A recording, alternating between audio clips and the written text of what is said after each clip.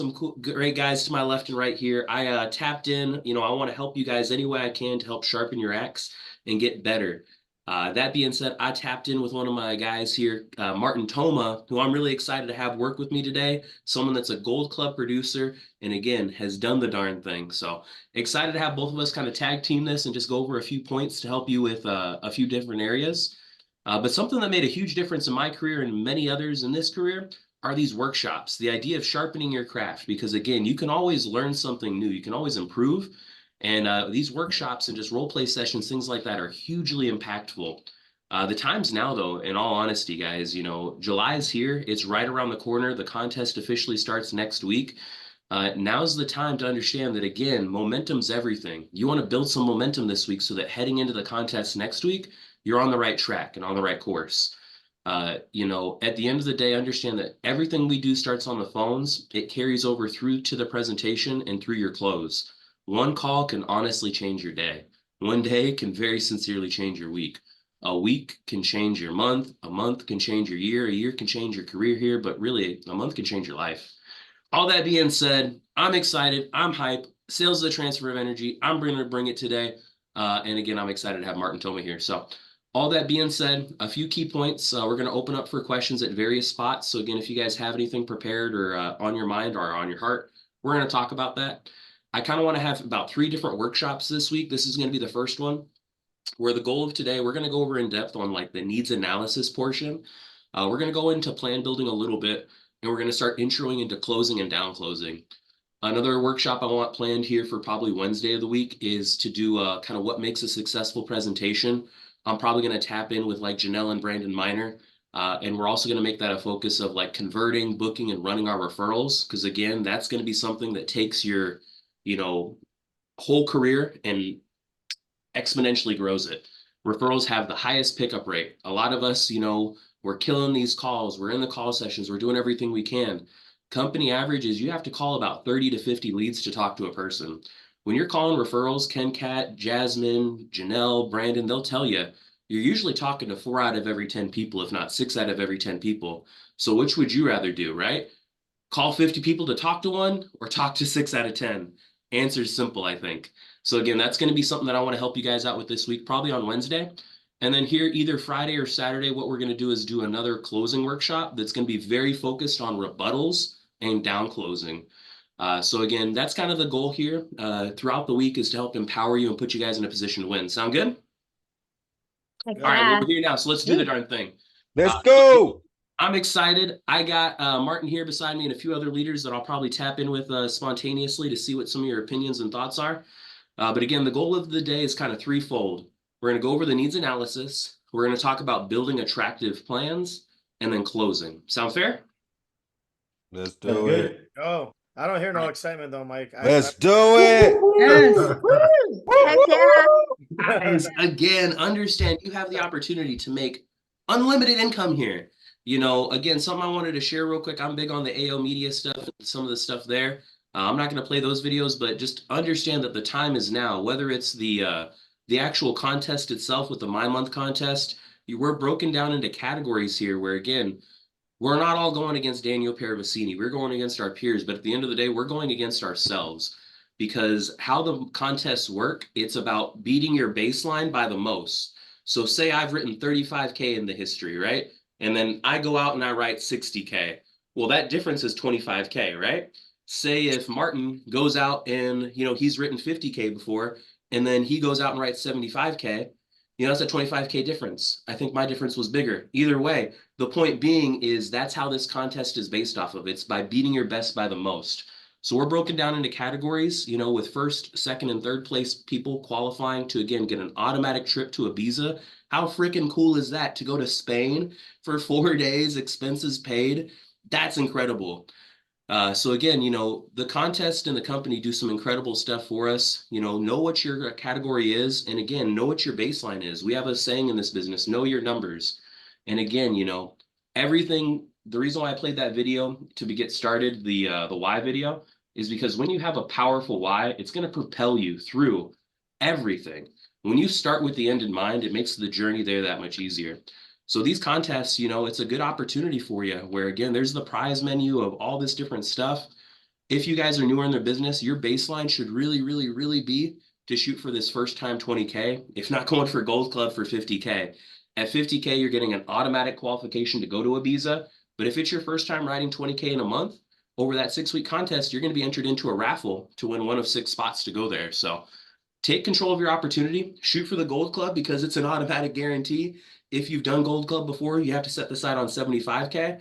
But if you're new in the business, again, have a big vision, overshoot it, have that why, that powerful goal of 50K. If you land on 20, I'm sure you're not going to be upset, right? That's still like 9, 10K in your pocket at the end of the month. We can make life-changing money here. And when you take those big goals, you break them down into small pieces, it's really easy. Writing 50K over the calendar month of July is as easy as about 1,800 ALP a day. That's as easy as 1 enrollment a day. How do you get 1 enrollment a day? You probably need about 2 or 3 sits a day at bare minimum, if not 4. How do you get 2 or 3 or 4 sits? You have to probably set some appointments, right? Probably about 6 to 10 appointments to get those sets and those sales. It all comes down to the math.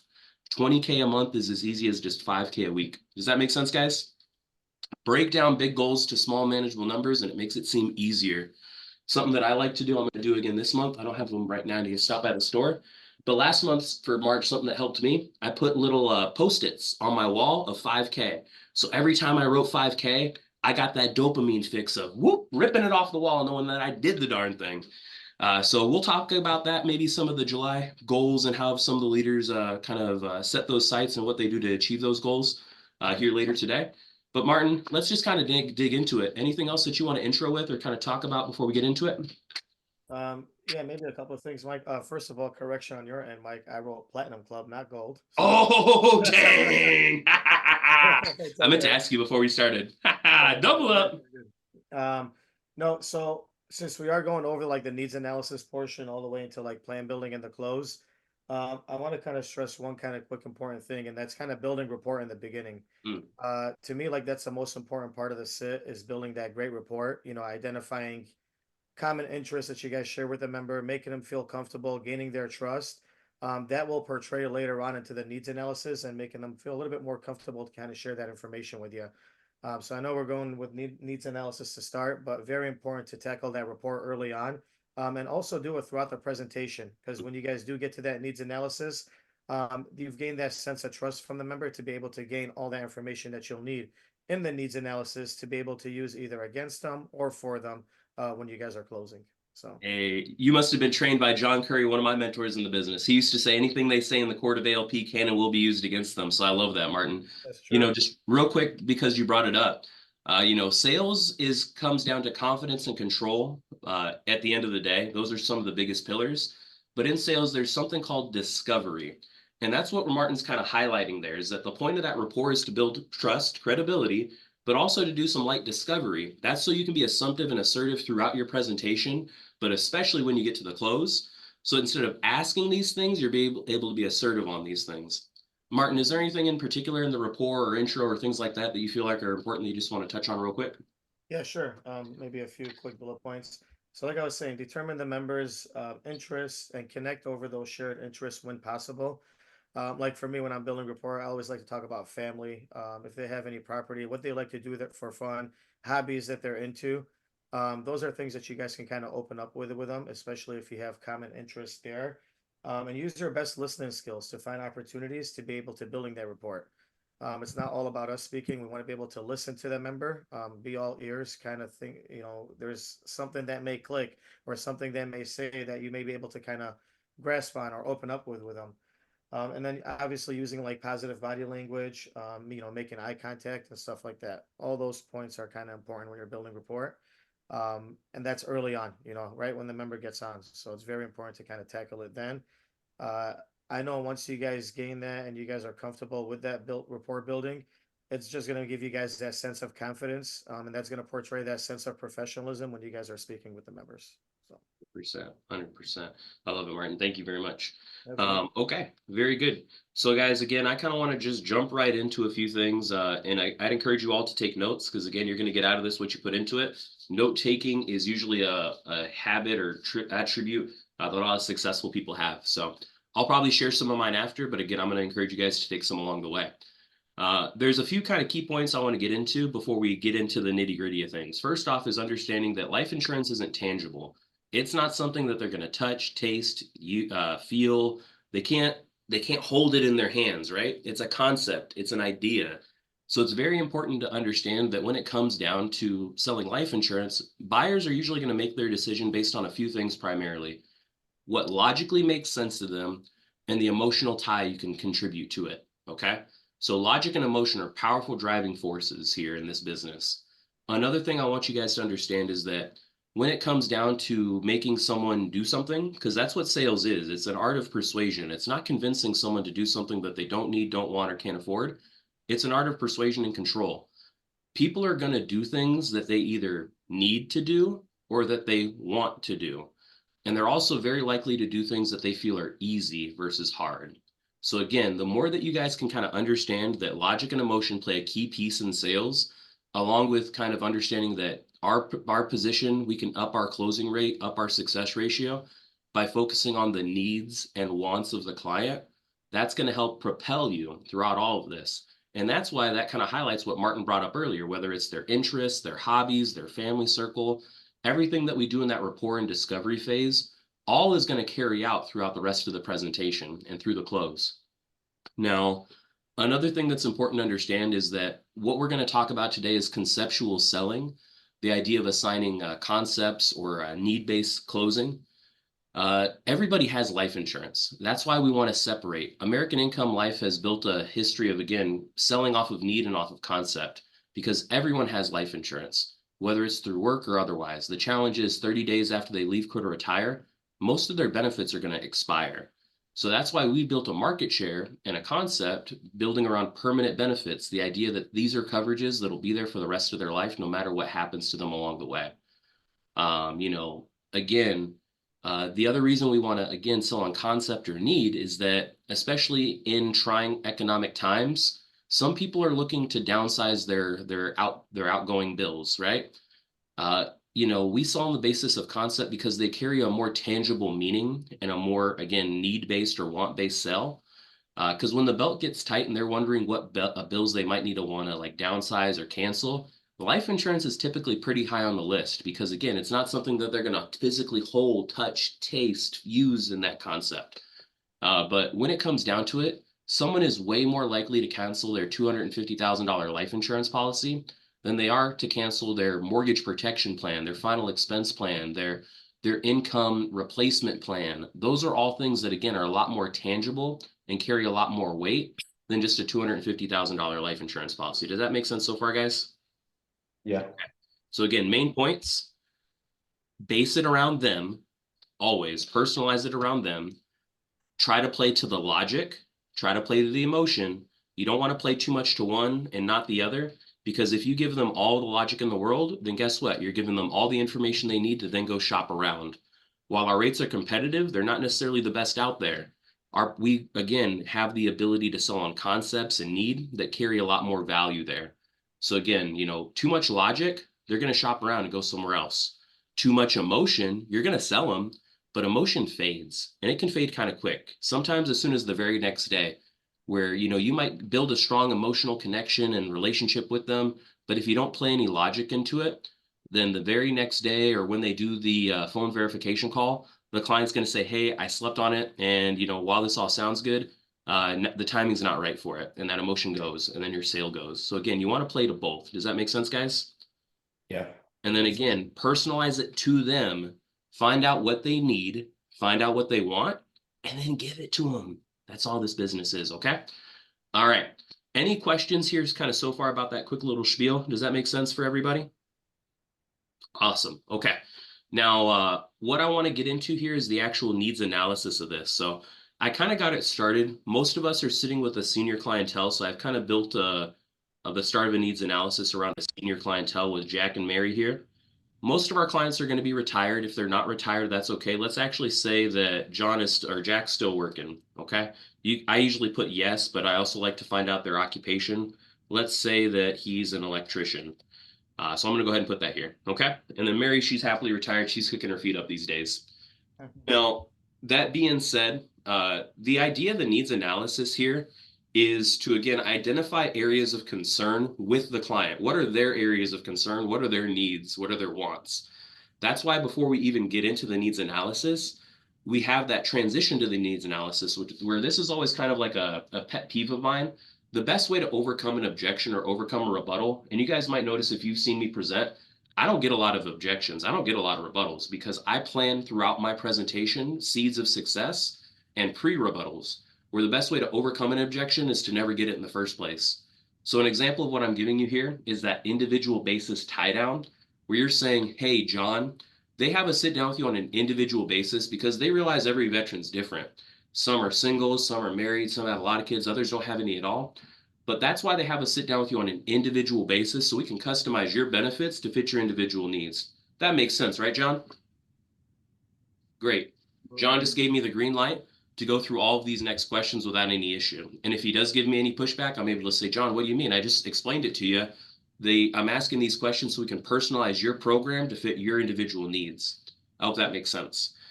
But when it comes down to the needs analysis, there's what are called the like 5 pillars of need that we're kind of starting to address, whether through the discovery that we did earlier in the presentation, all the way throughout as we finish out this needs analysis.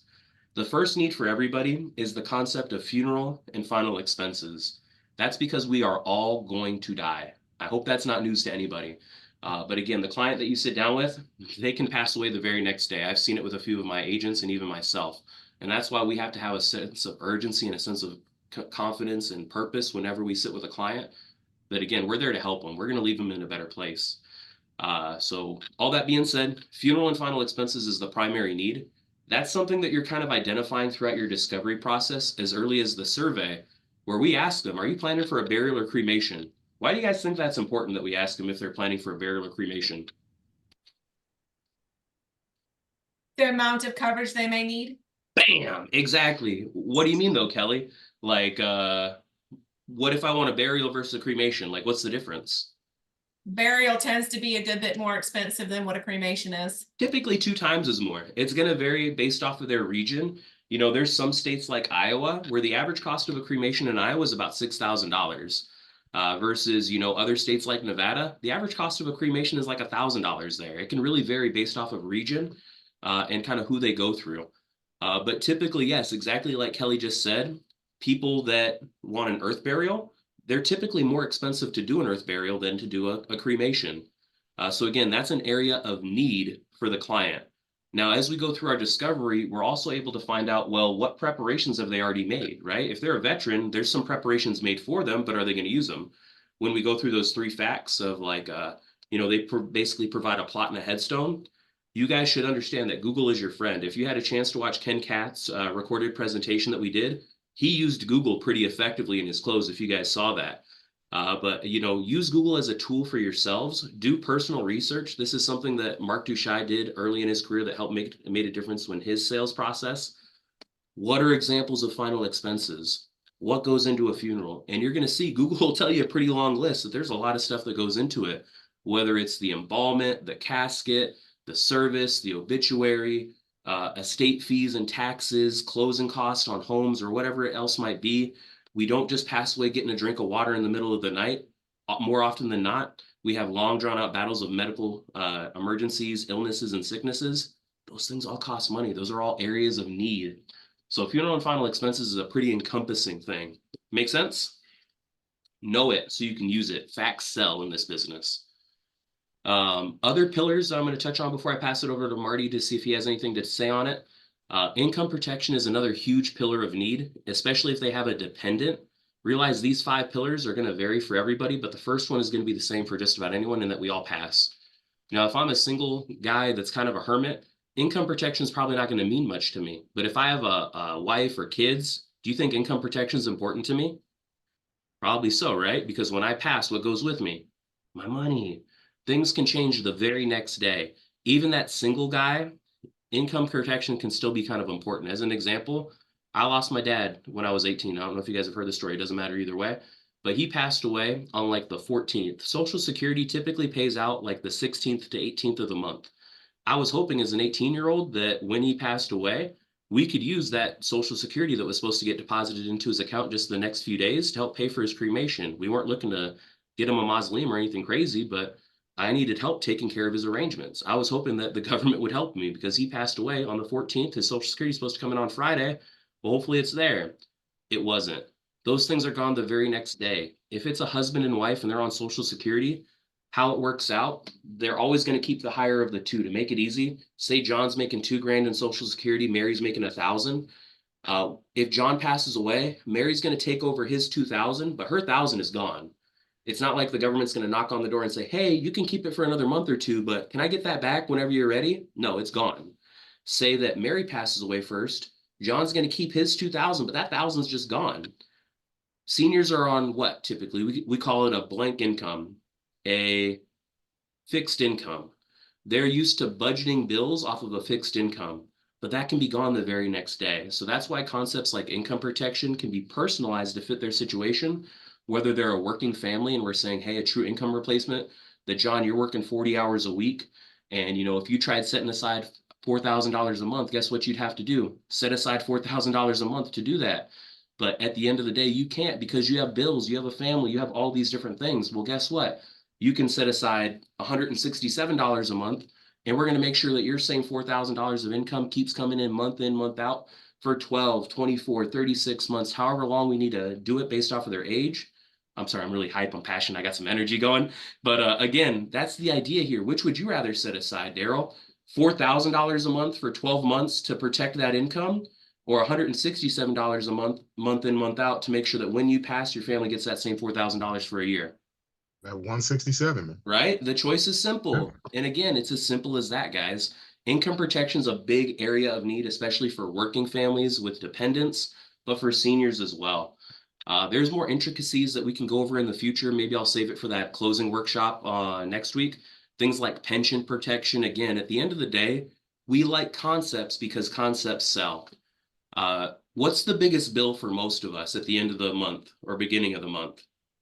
Our mortgage, right? That's why that's typically the third pillar. It's also a huge area of need for families, and that, I had to move around a lot. When my mom passed away, my dad had to sell his business. We had to move. When my dad passed away, I had to move. It's statistically proven that when the main breadwinner passes away, the family is typically going to have to move into another area, typically a less desirable area, with less desirable schools and all this stuff. It's a big concern for a lot of families, especially, the breadwinner, that when they pass, what their family is going to do. So the concept of like mortgage protection is a huge benefit to a lot of people, as well as not everyone has a mortgage. Sometimes they're renters. So, at the end of the day, we're just selling them money. But I can say that same thing of, Chris Madden. Chris, say you're renting your home and it's $1,200 a month for your rent. When you pass away, while your funeral might have already been taken care of and everything, you didn't have any area of need for that. Your daughter stays there with you, you mentioned. I'm sure you'd agree that when you pass away, you want to make sure that she has time to kind of grieve, adjust, and plan out her next steps. So here's what we can do. We can actually set up the rent protection program for you, Chris, for 3 full years, where month in, month out, there's enough there in your benefit to make sure that your daughter, Cheryl, is able to pay the apartment property or wherever else, knowing that she's still going to have a roof over her head and plan out the next steps. Okay. And guess what? The coolest thing about our rent protection, Chris, is I'm sure in the future you might want to be a homeowner. Well, our renter's protection is completely convertible over to what's known as the mortgage protection, so that God forbid, if you do pass away with a mortgage balance, the benefit can be used to pay off a portion of the mortgage, if not all of it as well. Pretty cool how they made that for you, right, Chris? Exactly. Again, concepts. I'm word vomiting. I'm going to go over 2 more points. Debt protection. Again, debts are going to need to get paid. There's something called probate. If you pass away with large debts over 10,000, typically, again, the court is going to want to make sure that those funds get paid and paid out from your estate. So again, the idea of debt protection to offer a clean slate to the family is big. Debt protection is really pivotal on things like student loans, because, no matter how many times I try to declare bankruptcy, my student loans are still going to be there. They're not going to be forgiven. They're not going to be wiped clean. Most student loans, especially private ones, have clauses where they're going to roll over to the next of kin, whether it's a spouse or significant other, a child, a sibling, all of these pieces. Again, it's important to note that We want to help the veteran, help the family create a generation of blessings versus a generation of burdens. That makes sense, right? Fifth pillar is the idea of, again, leaving someone better off than when we found them. And the idea of most people would agree, if we're parents, that you want your kids to have a better life than you did. I'm sure everyone shares that sentiment. While we don't want to give them the world, we also don't want to make it an uphill battle for them if we can avoid it. So most families would agree the idea of like a legacy or inheritance, a college education fund, those are big concepts and selling points to families, okay? So just to review before I pass it over to Martin and see if he has anything to add on, funeral and final expenses, because we're all going to die and there's a lot that goes into it. They might already have their plot picked out, their headstone or whatever. But again, there's still areas of need, especially when you consider final expenses. We never know how we're going to pass away. Medical debt is one of the leading causes of bankruptcy. Income protection, because again, when you die, your check goes away with you the very next day. If you have dependents, that's a big selling point. Mortgage protection, because we all want to have a roof over our family's head. Debt protection to create a generation of blessings instead of a generation of burden. Legacy, inheritance, or college education to, again, leave the next generation better off. The nice thing about it is, again, our benefits are, it's just selling the money. If, again, their debts are paid off, then the extra funds will go to an income protection concept or a funeral concept. At the end of the day, it's permanent, it's guaranteed, it will always be there for whatever their needs are at that time. I'm going to shut up for a second and pass it over to my guy, Martin. But Martin, is there anything that you'd want to touch on regarding anything like, as you think of important in the needs analysis or on those pillars of need or anything in that area? I think your mic's Jasmine, off. There we go. Jasmine, I can got you you hear now. me? Yep. Jasmine Pitaki can hear me okay. I just want to make sure. Yeah, Mike, you touched on pretty much everything. You're not leaving much left for me here, Mike.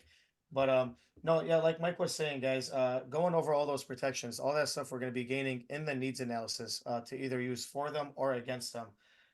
Also, like when Mike's going over debt protection, income protection, mortgage, rent, you guys are finding that need. Super important, right? Also, you guys found need prior to that when you guys are building your report. You know, let's say, for example, I sat with a member that had property up north somewhere that has like ATVs and stuff like that, right? Now there's a need for more than income protection and stuff like that. You got hospital benefits that were issuing to the member, right? So tackle those needs when we're going over those in detail.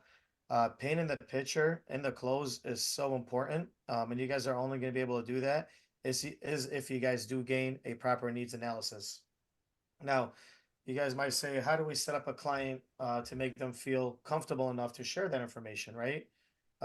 Full transparency, right? Be transparent with the client. Explain why providing this information is beneficial to them.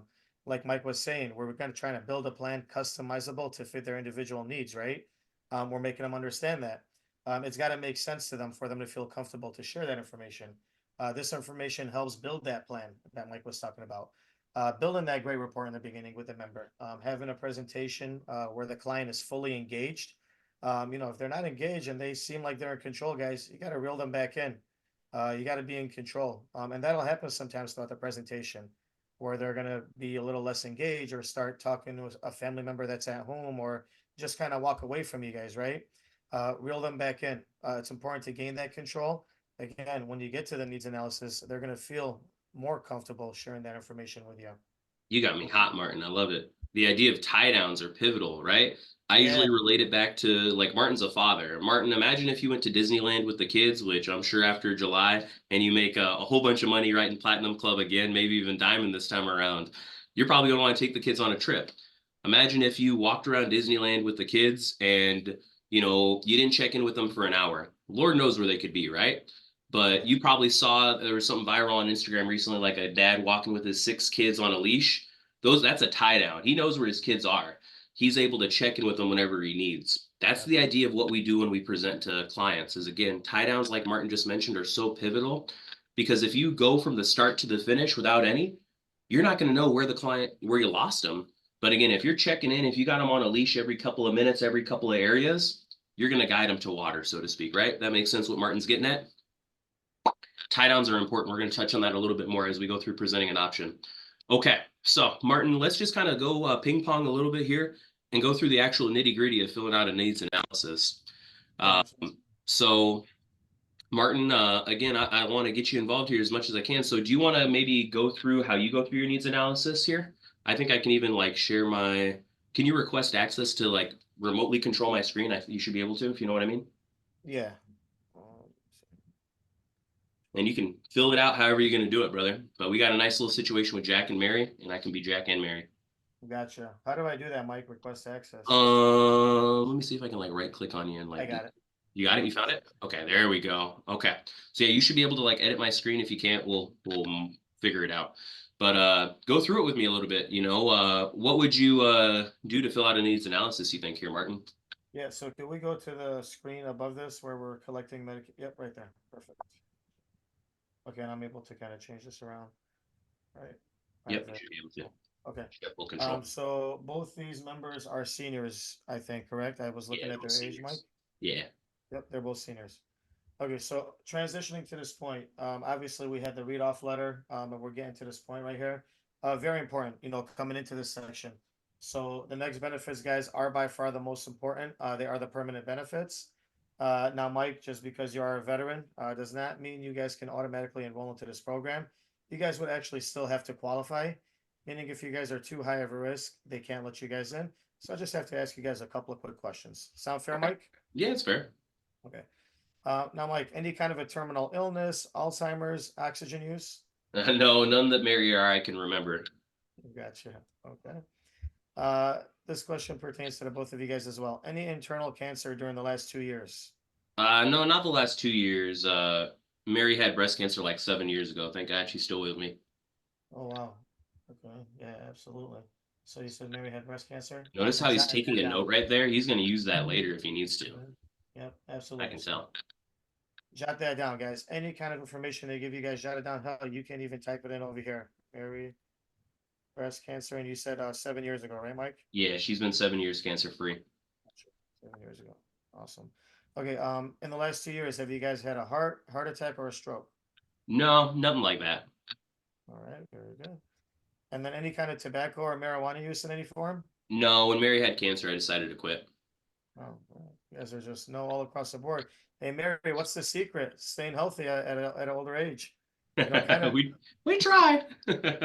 just tap in with them. Throw a little bit of joke here and there. Yeah. If they're all knows, I always say that. Hey, what's the secret to staying healthy? They're gonna give you a little bit of sauce back or comments. And then I always like to say, hey, I'm a firm believer, guys, that when you get a little bit older in life, exercising, staying healthy, and eating healthy kind of prolongs life, right? They like to hear Definitely. stuff like that. Engagement, right? Um, Jack and Mary, any kind of major health issues that run in your family, like heart attack, stroke, cancer, or anything like that? Yeah, my dad passed away of a heart attack. And then Mary, her family they're pretty good. They have like diabetes or some stuff along like that. I think her grandmother had some kidney issues, but overall okay. Gotcha. Okay. Well, it seems you guys are pretty healthy there, Jack. So good job there. Okay. Now just so you guys know, and then we're going back to the script over here. Like Mike said, that part of the script is so important to read. It's important to understand that the VSOs have us sit down with veterans and their families on an individual basis. That's because they realize what's right for you guys isn't right for the veteran family I saw before you. So if you're sitting with a husband and wife, it's more important that it's important that I'm sorry. This is because they realize what's right for you guys isn't right for the veteran family they saw before you. So if it's husband and wife, you guys want to add veteran family. If it's just an individual veteran, just kind of say veteran. Yeah. And like Mike was saying earlier, every veteran family has different wants and needs. So they need to know all this, and that's why we're gaining all this information right here. So you're pretty much telling them we're about to get to this part.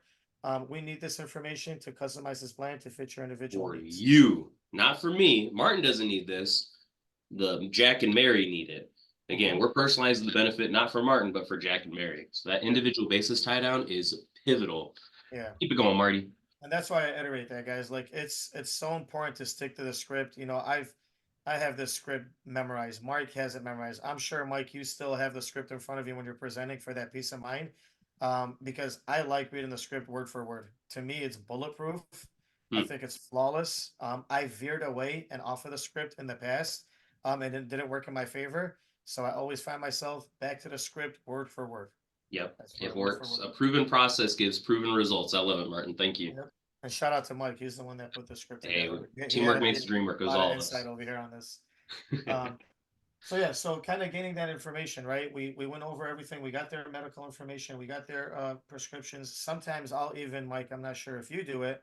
If it's a non-senior, and they do take prescription medications, I'll ask them for what they're taking them for, anything serious. Mhm. If it's just a common high blood pressure, diabetics, No stuff like issues. that, yeah, I'm not gonna jot it down. But if it's more serious medication, I'll jot it down over here just to kind of prep myself for EAP Yep. on what's to come. So Yep.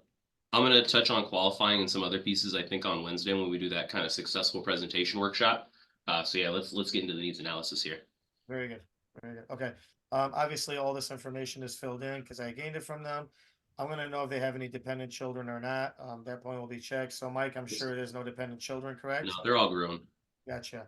Do you collect insurance then, Mike? I always like to. Yeah, I always do. So usually we're working with retirees, so I'm going to be assumptive here because again, I'm the sales professional. I want them to understand that. So as I go through this part, there's a couple of key pieces I like to do. Where if you can click on Jack real quick, or just click right there, it should open up the screen.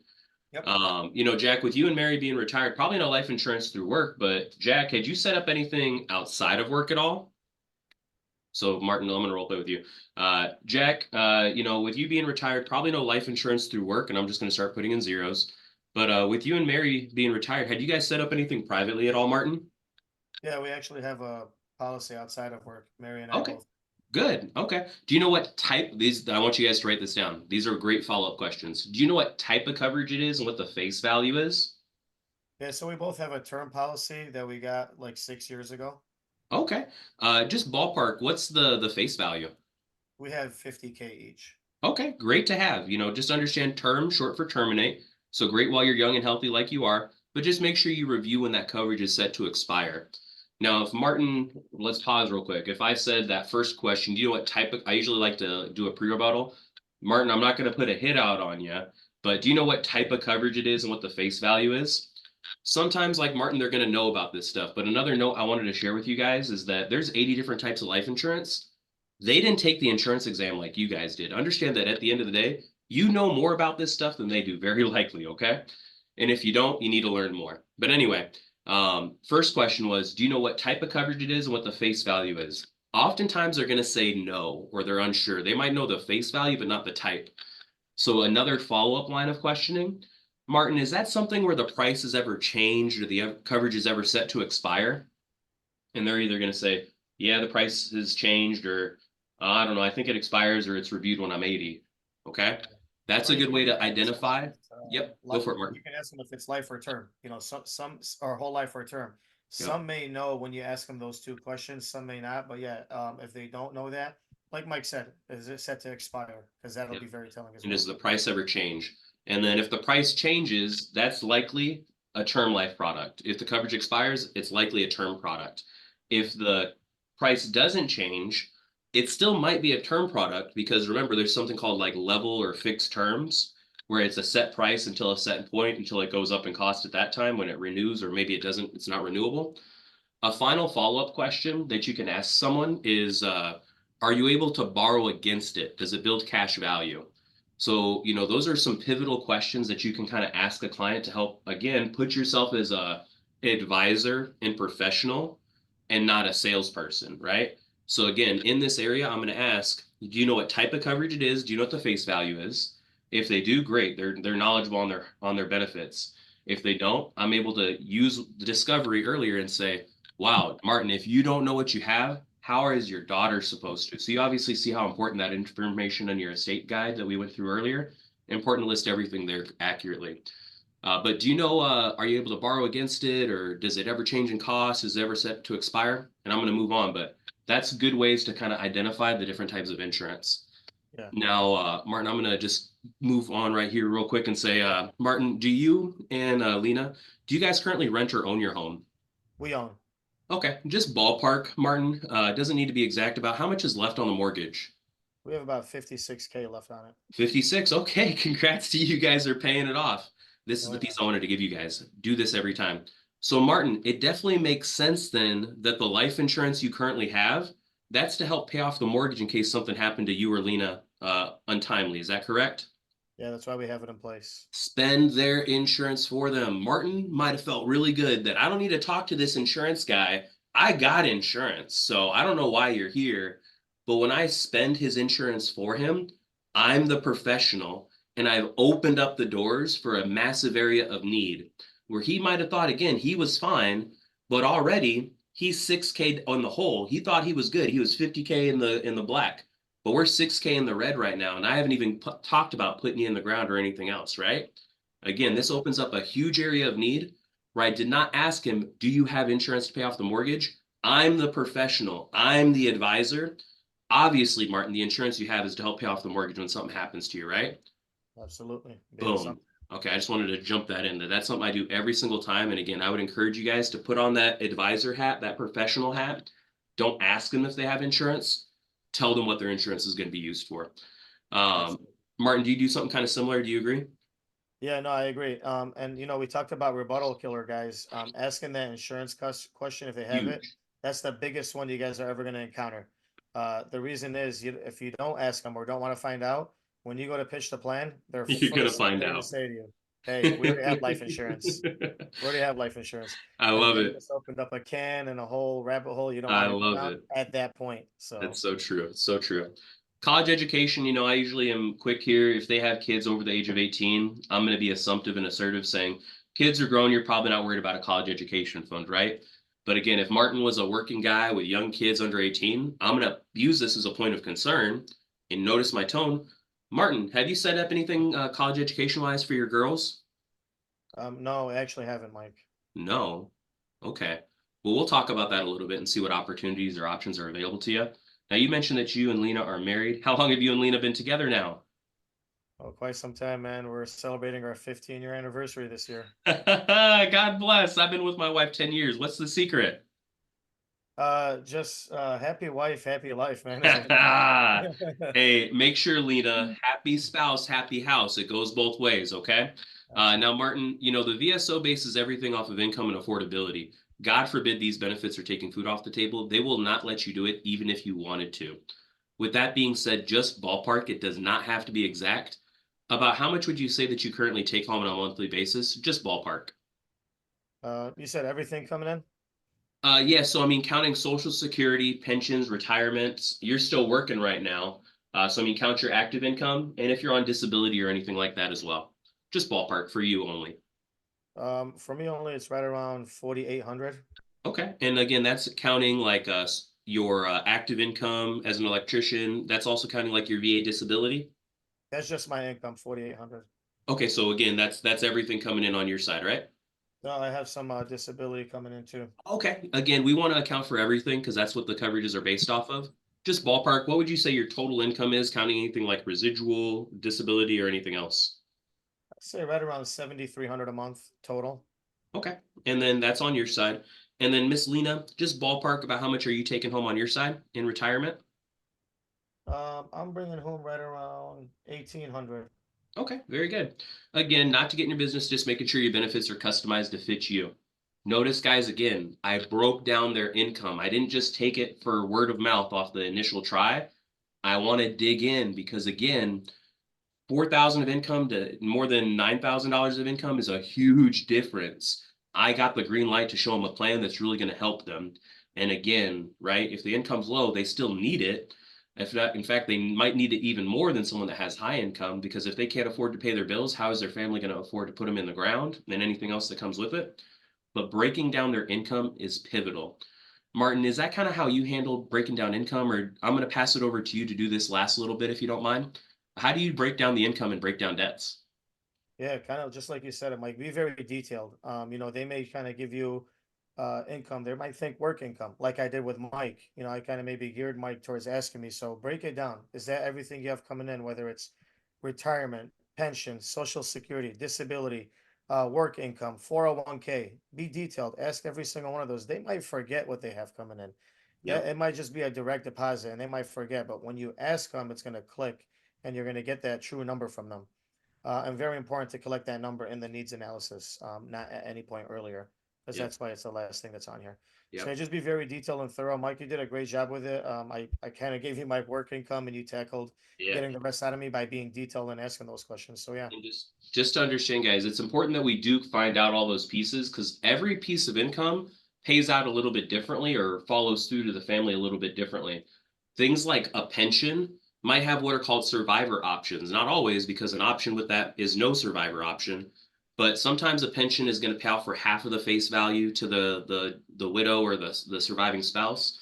Other times a pension might pay out for like 80 or 75% of it, depending on what option they choose as they retire. Like I said, we can talk about pension protection maybe in the future on that next workshop next weekend. But things like Social Security, I already mentioned, if the lower one's gone the very next day. So me knowing now with Mary or for Lena, is that all Social Security or is that something else? Okay, so I know $1,800 is gone the very next day when she passes.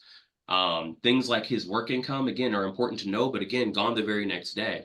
Things like disability income do not roll over to the spouse. So again, it's all very, very, very important to not only break down the income, but to understand how you can use that for them and against them. John, I saw your hand up. I'm going to open up for questions in just one sec after we kind of talk about breaking down debts. Martin, would you like to go over kind of breaking down debts and how you do it in the needs analysis here? Yeah, absolutely. So very important here, guys. Obviously, Mike already collected that I have a mortgage. First and foremost, that's the most important debt you want to collect. From there, after the mortgage, any kind of auto loans that you're paying on right now, Mike? Do you do any like pre-rebuttal or any like segue into like collecting debts, or do you go right from income to just say, what are your Yeah. debts? No. Yeah, I do like to go from that. Yeah. So if you want, I could kind of role play like that. Yeah. So let's start at the income. Gotcha. Now, just so you know, Mike, the VSOs do base everything on income and affordability. So God forbid if this was taking food off the table, our underwriting department would not even let you do it if you wanted to, John and Mary. So with that being said, what's a ballpark of your guys' monthly income you guys have coming in? And that's everything from retirement, pension, social security, disability, 401k to work income. And then I mean, it all kind of just comes in. My work income, I make about 5 grand a month. So no Social Security, I'm still working. My disability, it's at like 2,300, so about 7,000 a month, I'd say. 7,300, and that's everything you have coming in, right? No pension. Yeah, no retirements or anything just like that yet. Okay, gotcha. So you're right around 7,300. What about Mary? Mary, she's just collecting Social Security right now, and it's about 1,800 altogether with everything. Gotcha. So you and Mary are right around 9,100 combined. Is that correct? Yeah, give or take. Sounds about right. Gotcha. Okay, now Mike, I know you said you had that mortgage at 56K. Aside from that, any kind of auto loans that you're currently paying on? Yeah, I got a truck. Truck. Oh, what kind of truck do you have? I got a Toyota Tundra. Tundra, one of my favorite trucks. Yeah, they're good. How long have you had that thing for? I just got it 2 years ago. Yeah, there's probably 38,000 left on it. I got the TRD package. Nice, nice. One of my favorites. I used to have a Tacoma back in the day, Mike, and that's smaller than the Tundra. My brother used to call it a Tonka truck. Hey, they say Tacomas retain their value better than any other vehicle out there. So damn Is good that truck. right? Yeah, I was doing something right then, huh? something. Yeah. Okay, Mike, any kind of credit card debt totaling over 10K? No credit cards. Student loans, personal loans, or anything that you've co-signed for? With my daughter, I'm co-signed on her student loan. That's probably I think 30 grand maybe. 30K? Yeah, give or take. Gotcha. Okay. And then any toys, boats, campers, jet skis, motorcycles? Yeah, I'm paying on my Harley. I got a Fat Boy. It's about 16 grand left. Nice. Nice. One of my favorite bikes is a Harley. Okay, Mike. So just so you know, Mike, I wasn't asking to be nosy or anything like that, but if you told me you have like a $500,000 mortgage, 100K in auto loans, maybe even a camper with about 50K left on it, Mike, I say you and Mary need about $1 million in coverage. But in your guys' case, I definitely don't think you guys need all that. The VSOs just want to ensure that when you guys do pass, instead of leaving a liability behind for your families, you can leave a legacy. Does that make Hmm. sense? You learned that from Marky D. I love it. You know it. Yeah, again, that line we're going to touch on in a second. It's a great segue line, how he said that. How I like to collect debts, I like to plan a pre-rebuttal because, again, I don't like getting objections. I want them to just fall in line. So I like planning after I say the income to just say, hey, Martin, Lena, realize the VSO wants to give all veterans an opportunity to leave a blessing behind instead of a burden. Realize, Martin, if you pass away with large debts over 10,000, those typically fall back on the family. So with that being said, do you have any large debts over 10,000 other than the mortgage? And then just like Martin did, I'm going to break it down. Auto loans, I'm going to ask them one by one. Credit cards. What about some personal loans or student loans? You put solar on the house, something like that. Loans for a piece of land, toys, campers, jet skis. And then just one final piece that I would always recommend adding, any other debts over 10,000. It's what's called a clearinghouse question to basically circle back and put a bow on it, finalize it, put a period so that you get everything there. Okay. That being said, he just did a great line that I would also recommend you guys kind of implement when you can. It's like a good transition to plan building line. Just saying, hey, Martin, realize I'm not asking all this to be nosy, but if you told me you had a $500,000 mortgage, a Corvette out front, a Z06 for 150,000, a camper and a jet ski out back for another 120, I'd say you probably need $1 million of coverage. In your case, that doesn't seem to be like you need all that. Realize the VSO, they just want to ensure that when you pass, instead of leaving behind a liability or a burden, you're leaving a legacy and a blessing. So with that being said, they've set up a couple of different options. I'm going to see what they can put together for you. I'm going to take a quick pause here. And I know John had a question. If anyone else has a question about what we've talked about so far regarding kind of filling out the needs analysis, areas of concern that we're kind of bringing up and talking about, we're going to open up for a few quick questions. We're going to transition to plan building and get into kind of an intro to closing and presenting the options. My goal is to have the workshop done within the next 30 to 45 minutes, but I think we're learning something. Are we getting better? Are we learning something, guys? That's All good. right. I know you guys are Very learning. good. So like I said, you guys can raise your virtual hands. Let's try to keep them on topic and impactful questions. John, you had your hand up a minute ago, sir. So I'm going to start with you, sir. What's up? Did you guys specifically do the debt collection after income, or Yes. do you normally? I Oh. normally myself do it when I'm doing the mortgage. Then I go to debts. Should I start doing it after I get their income? I like doing it exactly how I do it, where I'll follow the HP Pro style of close or needs analysis, where I'll ask for their income, college education, and then I get down to ask for their income. I just like doing the top-down mentality because again, it makes it seem more standard operating. I definitely see some credibility, or like it makes sense to ask about all debts together. But again, I like asking for the mortgage, ask it for their income, and then saying other than the mortgage, any other large debts over 10,000. Cool. And one more. I noticed you didn't ask if they bank locally. It's because Was that on purpose? Like you just didn't want to talk about it, but I probably would have asked about it earlier in Okay. the family information guide, but Cool. you know how like if there's something missing, you can't press continue. Yes. This isn't a requirement. You Okay. definitely want to know if they have a bank because again, like they need to for us to set up an e-app, as you guys know, after kind of filling out a few apps. But again, like most people are going to have a bank. I'm going to find out in the financial institution area of the family info guide likely, or right here. The last thing I want to do is find out at the end of e-app if they don't have a bank. So that's a great point, John. And then just one other point I want to touch on, guys. Notice as Martin and I asked about debt, we didn't ask about expenses and we didn't fill in any of these expenses. Please, please, please do not use this part of HP Pro. You're going to make them start to think about bills and things that they have coming out. Christian mentioned this one time, and it's a great point that some of us in sales, we make a lot of money. And we feel good about making a lot of money, but we also spend a lot of money. And, that makes us, less willing to want to spend money when we really think about it. It's the same with other people, where again, if you get them thinking about bills and things that they have coming out every month, you're getting them in the wrong frame of mind. You're taking them out of a good, positive sales environment. You're going to make them associate the insurance with another bill. That's not what you want. So like you saw, and I kind of pointed out with Martin when I mentioned that breast cancer thing, Martin has a scratch piece of paper next to him, I'm almost willing to guarantee, or his iPad, where again, anything they say can and will be used against them. You want to make sure you're taking notes, and their debts and things are things I'm going to put on the notepad so that I can, again, use that for them. But I'm not going to use this expenses chart. Good question, though, John. Daryl, what's up? Two-part question. the rent transfer, how does it work? Is it the same amount as you would be getting back as the rent protection before you switched it over? And if it does change the policy amount when you do it? Good question. So you're overcomplicating it. Okay. Okay. Again, at the end of the day, we're just selling the money. American Income Life doesn't know that this is for this, that, or the third. American Income Life just knows that they're giving them $100,000 of insurance or of money when they pass. However, the family wants to use it, they can. But again, us as a professional salesperson, us tying a concept behind it makes it more meaningful, fills in areas of need, want, things like that, like we talked about earlier. But yeah, at the end of the day, Daryl, their $50,000 policy, they can use it however they want. As an example that I mentioned with Carrie, right, or Chris, that their rent was like $1,200 a month.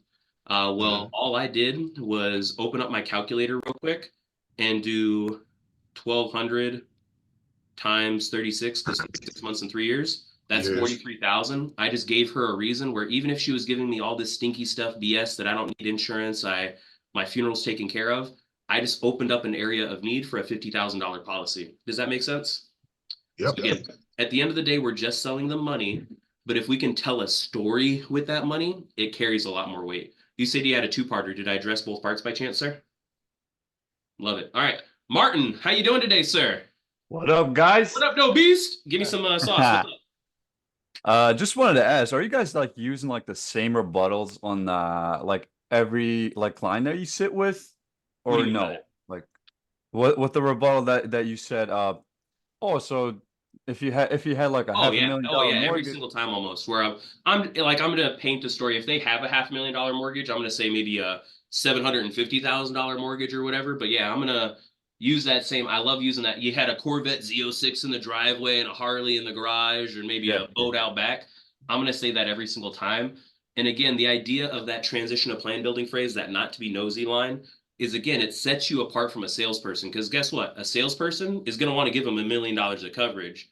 You're making them feel good. Sales is a transfer of belief, a transfer of energy, a transfer of feelings. You making them feel good is going to help you.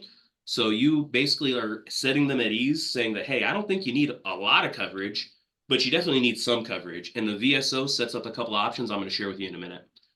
Good question, Martin. Does that make sense?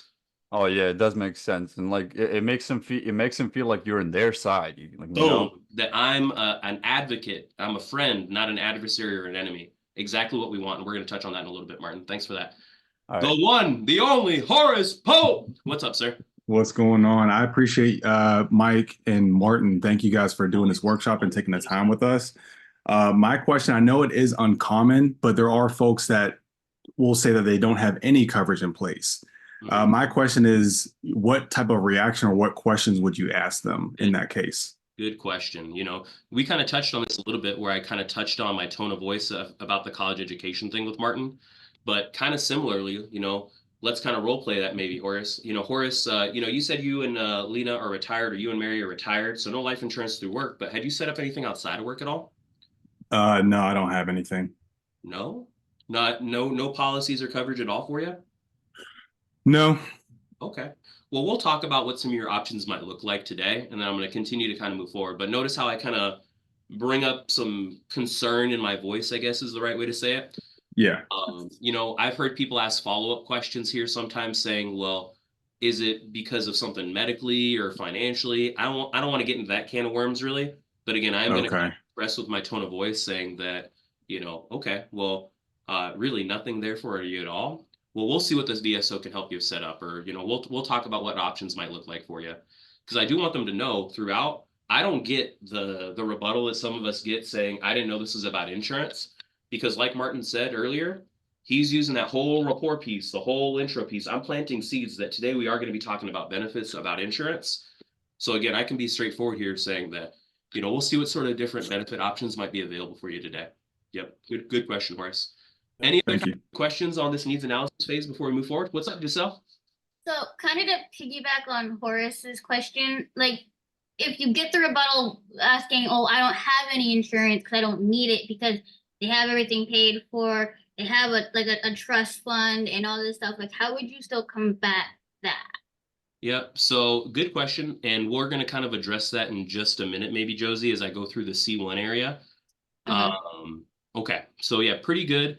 Again, it's just if they don't think they need it, you need to do better about identifying areas of need, basically, where, they might think they don't need it because they have this, that, or the third. We'll touch on it in just a second regarding what this, that, or the third might look like.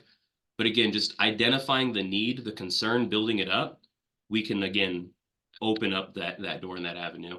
Because no matter how prepared they are, they're not prepared enough. And I can kind of illustrate and show some ways in a minute as we go through C1. Martin, you had another question? Yeah. Any seeds that you plant that are not in the script? Oh yeah. Yeah, no, there's Yeah. watch my presentations, I guess, and you'll see. You can see some of the recorded ones, but yeah, there's a lot. Again, all of them are also not all of them, but a lot of them are in the script where we used to not have that survivor benefit line, but that's something I picked up from one of my colleagues, Shayla Harris. So that's a really great freaking seed to plant, saying, hey, I know it's not quite table talk. Today we're going to go over survivor benefits, but you'd agree, Martin, talking about that ahead of time is important, right? Again, there's all sorts of seeds that we're planting. I like to say that we're farmers. We reap what we sow. When you plant the crop and cultivate the crop, you're going to get the harvest from it. And that's the sale. What's up, Daryl? Uh, quick question. Some of the videos that I went over that were older presentations that you made, they were older, and you did a presentation with a gentleman that had a wife that wasn't there. We can't do that anymore, right? Both parties You have to should be never there. do that. Yeah, that was just a mock presentation. And with Okay. Jeff, I told him not he's married, he has a wife. I told Jeff not to bring her up. Like, let's just play it as single. But then as we got to the needs analysis, he brought up that he had a wife. So it kind of fudged it up a little bit. But yeah, we never want to do a one leg. It's you're just not going to get the sale. Or if you do get the sale, you're going to get a cancellation because again, like John isn't going to be able to explain to Mary or vice versa the insurance and build it up the way you are. And everyone has insurance. When Mary finds out John just put $250 a month on his insurance, she's going to say, what the hell do you mean? We have a $40 a month policy through our credit union. What Mary doesn't know is that $40 policy through her credit union, it's a $500,000 of accidental coverage, which again, statistically speaking, which is more likely to pay out, right? So again, all those different things, you never want to set up yourself for a one leg because you're just not going to get an enrollment. You're making the battle more difficult for you. Okay, we're going to move on here. Martin, anything else that you want to kind of put a bow on before we maybe just quickly identify and address plan building so we can get into the meat and potatoes of closing? Yeah, sure. Just real quick, Mike. Martin, first question that you asked, what if they don't? Oh, your mic cut out, Martin. You're muted. Oops, how about now? Yeah, we got you. Yeah, you're good. Okay. Question that Martin asked first, if they don't have any life insurance. Talisa actually dropped something in the chat. That's Yeah, good. You guys could definitely use that. I may say something like, oh, wow, so you guys are not protected. Letting them know, putting it in their head, they're not protected. Building the problem, building the concern. We'll see if we can get that changed for you guys today and get you qualified. Now, as far as property goes, any kind of, just nonchalant, go right into it. Don't pause after you say that and wait for them to answer. Oh, no, we don't want life insurance or anything. Don't open the door. Oh, wow, so you guys are not protected? We'll see if we can get you guys qualified today. Now, as far as property information goes, you guys rent or own your home? Right into it, nonstop. Just put it in their head and move forward. It's just like how we train you guys on the phones, right? Acknowledge, ignore, redirect. Because if you pause on the period, if you pause on a thought as you're going through your script, you're opening up Pandora's box for a bunch of objections and rebuttals that we can do best to just avoid by putting on that professional advisor cap. Okay. Like I said, I'm probably going to go over plan building maybe a little bit more in depth next week. I want to keep this workshop not 3 hours. Like I said, my goal is within the next 30 minutes or so, we're wrapping up. So I'm just going to kind of quickly go through plan building here. When it comes down to plan building, I like making it simple because this business is really simple when you make it simple. It's really hard when you make it hard. My enhanced benefit, realize you're not actually selling them on it, but you're using it as a sales tool. My first piece, I always build my enhanced first because sometimes HP Pro has a bug or whatever where if you click back and forth from one plan to the other, it'll reset your plan. So again, I like just one step, boom, I'm confident, forward motion, I'm not going to backtrack at all on it. So I start with my enhanced. That being said, I'm going to go ahead and just do the largest A71 I can. If it's a family, they're getting a quintuple family. It's an individual, they're getting a quintuple individual, unless HP Pro state laws loaded, only let me do a triple or whatever. From here, again, I'm not actually selling the enhanced plan. So for seniors, something I recommend is if you see here where it says option, I like clicking here and switching to preferred life. This allows me to show them more coverages. So as an example, we use that Martin kind of did that needs analysis where he found out I had a truck, I had the student loan, and a few other things. All in all, it probably added up to about $150,000 of debt, give or take. Based off of the ages, it looks like that's going to be a little higher than I'd like. So what I'm probably going to do is just give them $100,000 of coverage each. My goal is to get this enhanced plan somewhere in the wheelhouse of, okay, this is a lot. Are they tobacco users? All right, either way, maybe, a thousand's a little ridiculous. So maybe I'm going to drop it to like $75,000 of coverage each. The point is I'm going to use this to like tell a story and suggestively sell the client. So we'll call it this, again, you're not actually selling this to them, but the point is it's going to fill in an area of need and provide them a whole lot of value. Just like when you go buy a car, they show you the fully loaded car with the navigation, the heated seats, the power windows and everything else. They're doing that so that while you might have walked in just wanting the clunker or midline model, now that you saw the nav and everything else there, you might want an extra feature and they're able to upsell it essentially, okay? Kind of similar here in that we want them to want it. Making it affordable is easy, but you got to make them want it first, okay? From there, I build my recommended option. Again, this is the one I'm really trying to sell. Based off of their income and their needs, I'm going to try to keep it in a wheelhouse of like $300. If they're a single person, maybe I'm going to drop it closer to like $240 or so. But I definitely want it to be a good size plan, unless they have really, really low affordability. Because again, it's easy to make it affordable. It's harder to make them want it. So I can always downclose. Downclosing is easy. Upselling is difficult. If I show them a plan that doesn't provide value, they're not going to want it. Based off of this situation, I can use that dollar a day thing on the top, but I can also just kind of futz around and play with the numbers here and see that, this is a pretty good plan, but let's see what 20,000 looks like off the cost. 342. I don't know, Martin, you like the 342 or should we go a little lower? Probably good, right? You go a little bit lower. And the only reason that Martin might consider that or do that is because, again, he knows that he can only really enroll them at about $291 a month. Anything higher than $291 a month, it's risking of being what's called trialed. So again, we want to keep it in that wheelhouse. So this is probably where I'm going to land at 16. Building attractive plans is important. If Mary's the breadwinner, Mary's probably going to need more coverage. If John's the breadwinner, John's probably going to need more coverage.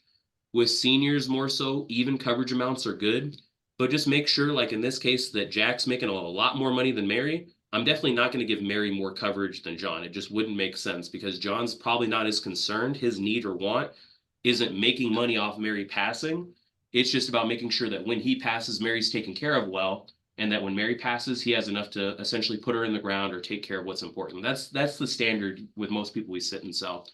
Would you agree, John, Martin? Absolutely. Yep. Hit it right on the dot, Mark. Okay, so like I said, I don't want to talk about plan building too much because I want to keep things brief and to the point here. But this is probably where I'm going to go about. Martin, you guys down there at Haysha, do you guys present your enhanced option, right? First? We actually do the recommended first and then enhanced, but with the grading that we've been doing, I am kind of considering doing the enhanced first and the recommended. I'm the same as Martin, where back in the day when we were in home, showing that big option first was what we would do. Our mentor in the business, Mark Dushai, as we went through grading, is definitely encouraging us to show the enhanced first. Not that it's either way is right and neither way is wrong. Whatever you do with confidence is going to win. But I'm like Martin, I usually will show my recommended first. So let's just kind of plan that here right now. Where again, understand that when it comes to closing, again, let's recharge, get into it. It comes down to need, want, logic, emotion, painting a picture, telling a story. How many of you guys got to watch the recorded presentation that I posted for a lot of people of Elvis T9? Who got to watch Elvis kind of go through his? He told a freaking story, right? In his closing, he painted a freaking picture. It was impressive. I almost couldn't give him rebuttals because he just killed everything as he went through it. Yeah. You'll notice as you watch me present, I don't get a lot of objections or rebuttals because I'm pretty good about painting a picture, building that relationship, identifying areas of need or concern, and using that. So Josie, this is kind of what I was getting at in that with your question.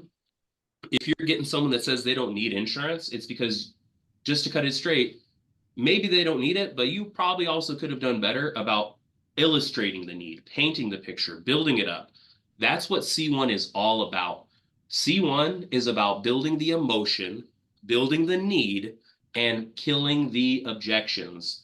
As a new agent, there's 3 objections that you're most likely to get. I don't need this because I have savings. So what do we do here? We kill savings. We get, hey, I got a prepaid option already. My plot's picked out. Guess what? We killed a prepaid option. And then, like Martin brought up earlier, another really common objection is I don't need it because I already have it. I have insurance. So guess what? We kill that rebuttal here. And as you guys saw, kind of maybe hearing Elvis go through it and maybe a few of the others, you can take the script and you can elevate it with personalization. And again, just adding in facts here and there. So I'm going to go through it kind of quick, but Martin, I'm going to role play with you. Martin, have you ever had to personally like plan or maybe just participate in planning a funeral? No, I have not, Mike.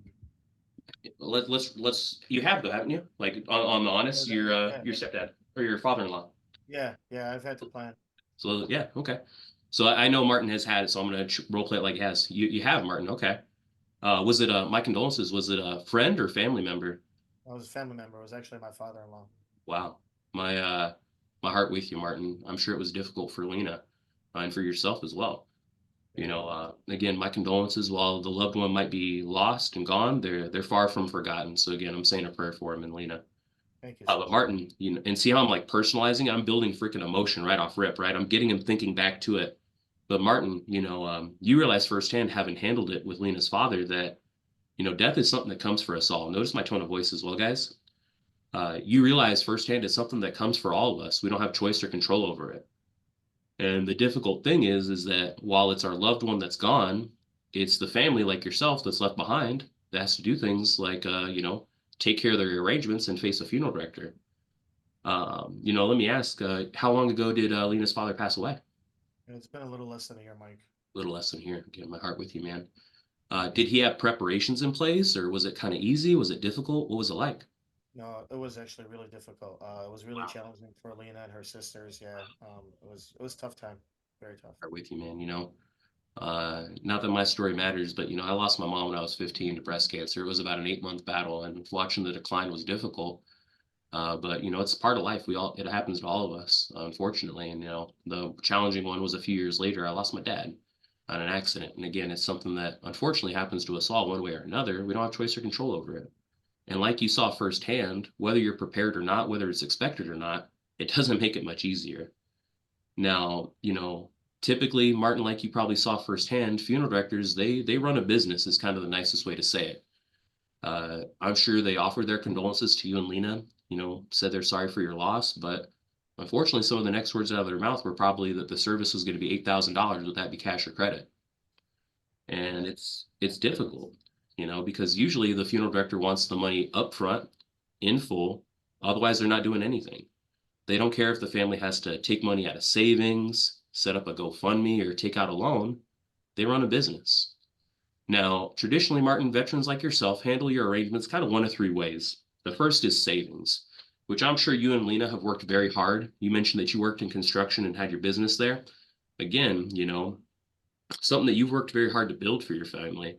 But I'm sure you'd agree that savings that you've worked hard to build, it's worth a whole lot more, not buried out back, but, you know, something that you're not trying to die on, but something you're trying to live with. You might be like some veterans and be able to put 10, 20, $30,000 in a glass jar and say, hey, honey, break this open when I die. But Martin, you and I both know there's more than a handful of veterans that are just trying to make ends meet these days, right? Now, savings might be an option for some, but it's not really the best option for anybody. Just to share an example, you know, you have a construction business just like my dad did. And I said did because unfortunately, you know, upon diagnosis with my mom, you know, we did everything we could to give her a fighting chance. He even had to sell his business. Oh, wow. And medical debt and final expenses, the service organizations, they've seen 6, even 7-figure estates dwindle down next to nothing after battles of serious illness. Because I mean, we don't just grab a glass of milk and die these days, right? Oftentimes we pass away in the hospital. And realize your health insurance, it's for the living. If you pass away on the operating table or in the ambulance, things like that, oftentimes those bills become final expenses for the family. Does that make sense? Absolutely. So I'm sure you could see that savings, again, there's better ways to use it.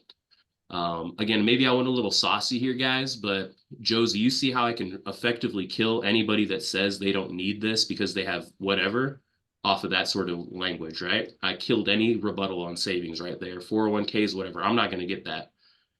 So secondly, Martin, A lot of veterans looked at different routes. They would go into like a prepaid option where they would do things like visit a local funeral parlor or a national cremation society and set something up. Veterans quickly found out a few different things. One, prepaid funerals are typically very expensive. They're typically anywhere from $200 to $400 per person per month. And a lot of veterans couldn't effectively budget, $800 a month for something that, again, oftentimes had hidden clauses or fees where if you outlive a certain life expectancy, more money is owed to the funeral home when you pass away. Other veterans found out that it can be like a hostage situation where you have a lot of family here in Michigan, but you mentioned your daughter is out there in California. Imagine if you decided later in life to move to California, get out of the cold, and at that point, you'd almost feel stuck or guilty that if something happened to you out of state and you had a prepaid funeral here in Michigan, well, then the family either is throwing away everything that you put into it or they're throwing down a lot of money to use it. So again, prepaid options are becoming less and less popular these days because they're kind of rigid and unforgiving. Veterans are looking at different ways to go about it and handling their arrangements. That led them to life insurance, which you mentioned earlier. You and Lena both have that $50,000 policy. Great to have, but realize there's a lot of different types of life insurances out there. Oftentimes, veterans have found that they're temporary. They either change or expire. Other times, they see that there's a lot of stipulations on the payout where you have to like pass away a certain way for it to pay out, or if you pass away a certain way, it won't. And realize, Martin, the average life insurance policy has a payout period of anywhere from 60 to 60 days up to 6 months or more. They can legally hold your money up to a year. I don't know if you know that before you can even take them to court or your family can. Now that didn't sit right. So that's why they've set up the freedom of choice. And I'm going to start going over that. I'm going to pause real quick and maybe open it up because I don't want to throw too much at you guys. But do you guys see how you can use that C1 area to build the problem, to build the concern, to build the need so that you can provide the solution? And we're going to talk about the solution in a minute. But in this business, if you focus on the problem, the solution's easy. Does that make sense? I'm going to open it up here, Martin. Is there anything that you do maybe differently or similar or whatever on C1? Or we can also maybe open it up for questions if we need. But I'm going to pass it to you, Martin. Yeah, no, I thought that was perfect, Mike. He literally painted the picture. Since I've had that, experience of planning or participating in planning a funeral. So Mike painted the picture with that because it resonates, right? Me and Lena did have to face the funeral director immediately. They do run a business. They do want to be paid up front. And for me and Lena, it was a struggle. So he's bringing all that all back into our minds freshly, and it's creating that need. He's creating the most amazing need, the most important need that we're going to want, which is the plan that he's about to go over. So very well done on that one, Mike. Yeah, again, build the problem, build the concern. And then again, find the pressure points. I know Martin personally. So again, I was able to, plan some of those pressure points. He used to own a construction business or work in it. So I used it. Again, paint that picture, tell a story, and the sale comes from it. Okay. I hope that makes sense. Again, you can elevate the script. The script works very well where, I only added probably 4 or 5 sentences here and there throughout all that area. That again, you can elevate it, but I could have also just followed it and it works. Some of the main pieces was I asked him if he had a plan or participate in planning a funeral, but then I followed up with it in a serious and emotional tone of voice saying that, what was it like? Was it difficult? Was it easy? Because I want to open up. If he says that it was easy because his father-in-law was prepared, perfect. You realize how important it is to be prepared. If he brought up that it was really difficult, I'm able to say, wow, so you obviously realize how important it is to have a piece of protection there so that when something happens to you, your daughters don't have to face the same struggles, right? Use what they say for them and against them, but you have to ask them and find this stuff out to be able to use it. Discovery is important. So that's an important piece is that when you ask them if they've had a plan or participate in planning a funeral, don't just move on, ask them about it. I also related to them something that I maybe am lucky. I'm lucky. Okay, I don't want to say that, but you know what I'm saying. I'm able to relate to people in that area, maybe a little bit more than some others are. I have a story. We all have stories. You might not have it for your parents. Lord willing, I hope they're all happy, healthy, and well. But you've probably either experienced it from some extended family member or even a close family member, or someone that has. You can be relatable there to, again, paint that picture where just like I have mentioned, Josie, if they feel like they have all these needs and things wanted up or like they have a bow around everything, I can open up a lot of that concern by painting a picture and sharing that story essentially.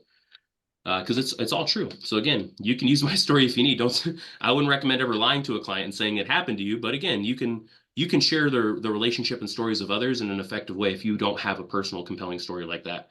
And again, a need story is another important concept in sales. So this is a good part to plant it in, is to again talk about it. Because again, while our loved ones might be gone, they're not forgotten. I love talking about my grandfather and my father and my mother. They're gone. My grandmother too. I got a nice little memorial on my little bookcase here to the right of me. Again, thinking about them, talking about them keeps them alive, but it also again can help you paint a picture of the clients essentially that they need this just as much, or get them talking about their experiences if you can. Okay, so that was one of the first pieces. And second pieces, from there, again, I just touched on all and killed all the rebuttals that new agents are often going to get. That I don't need this because I have savings. I don't need it because I got a prepaid option, or I don't need it because I have insurance. You're effectively killing those here. And again, the best way to overcome an objection is to never get it by planting pre-rebuttals. So that's why the C1 area is so important. We're going to kind of get into C2 here, where I'm able to say, all right, Martin, well, that's exactly why after I built all this emotion, Martin, that's exactly why the service organizations decided to partner with American Income to design what they call the Freedom of Choice Certificate. Now, the next time you stop by your VFW post, you're probably going to see this hanging up on the poster board. This is set up to be accepted at any funeral home or crematorium all across the country, just like cash. That means Lena never has to bring in her checkbook. Your daughter Mary never has to put anything down on a credit card. They can take this anywhere, knowing that the funeral is going to be taken care of immediately without any concern or stress being put on the family at that time. Now, typical life insurance, Martin, big bold print in the middle, it says exactly how much of the benefits for, like that $50,000 policy you have, where if Lena walks into the funeral parlor with that $50,000 benefit, the funeral director is seeing a $50,000 written out check. How the VSO has set this up, it's like a blank check. Nowhere on the certificate does it say how much coverage you have. That gives peace of mind and power to the family where they know they can take it anywhere. The funeral director knows that they're going to get paid and paid out immediately, but most importantly, they never know how much is there. That way the family can get arrangements taken care of without getting taken advantage of. Martin, I'm sure you'd agree on the worst day of your family's life, when you pass away and are no longer there to help provide for them, it's nice knowing that the veterans have your back and that freedom of choice is there to protect you. Am I right? Absolutely. That sounds amazing. I'm sure you could see why the VSO wanted all the veterans to set that up or at least find out about it.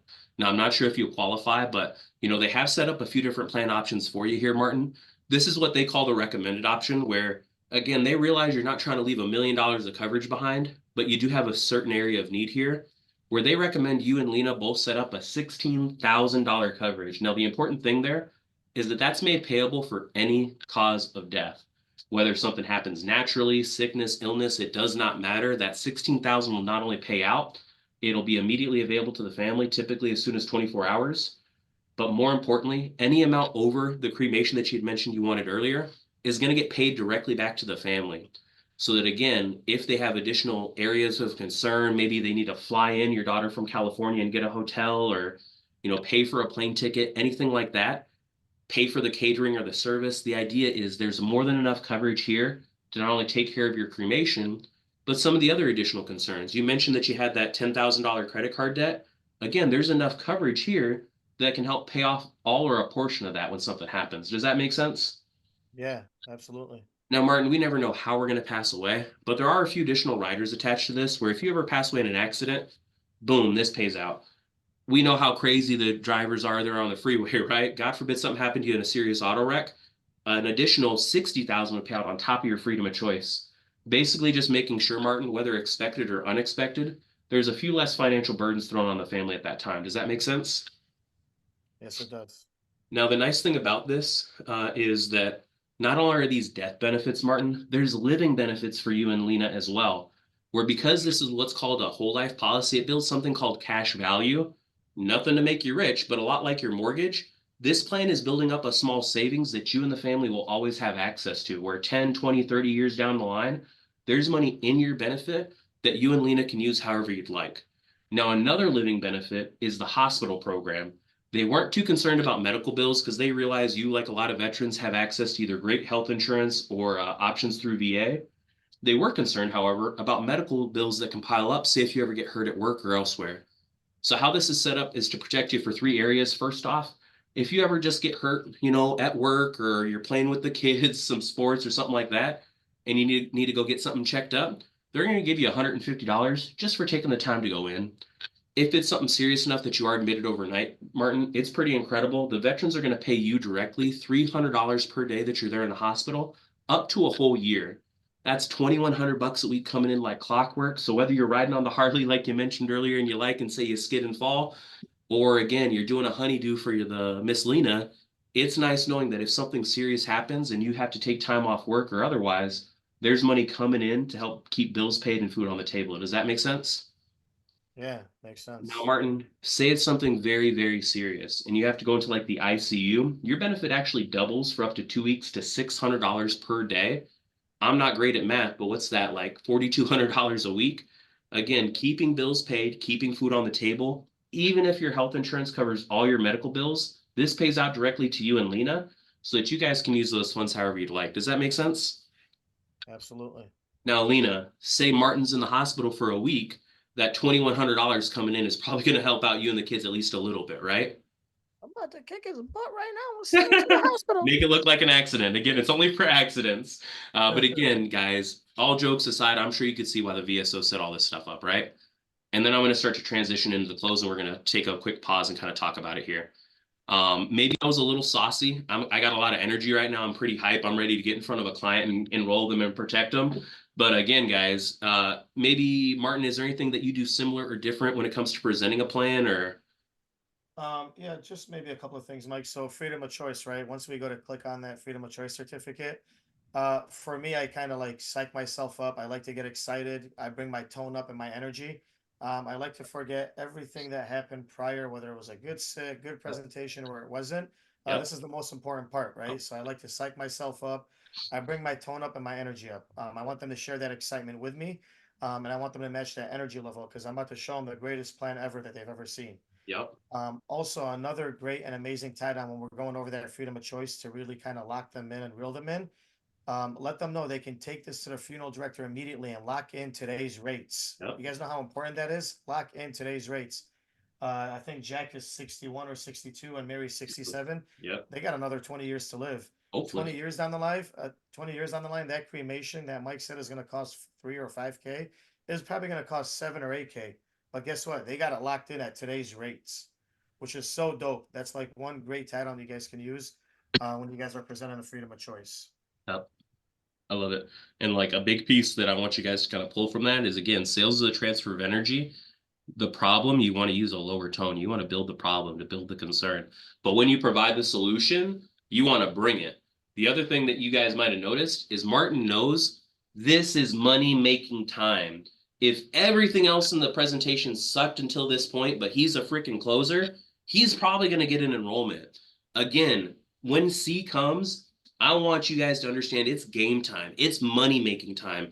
Everything from here on is what's going to get you paid and take you to the whole next level. But more importantly, it's not a greed that propels us, hopefully. It's a legitimate ambition in that realize the more money you make, the more successful you are, that's more people that are helped out on the worst day of their life, which again is true. I can share so many stories in my 5 years of, again, I've had agents where they've enrolled a client on a Monday, and on the Thursday, they were called from the wife saying that the husband passed away.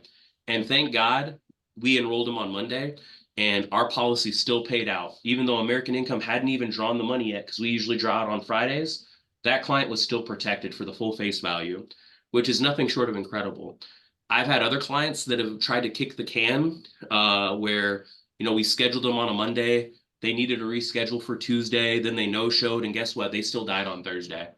I've had agents where they've presented to the client on Tuesday. And while they were presenting, the guy literally had a heart attack. And it was the agent that called the hospital or called the ambulance for the member to make sure, because the wife was freaking the F out.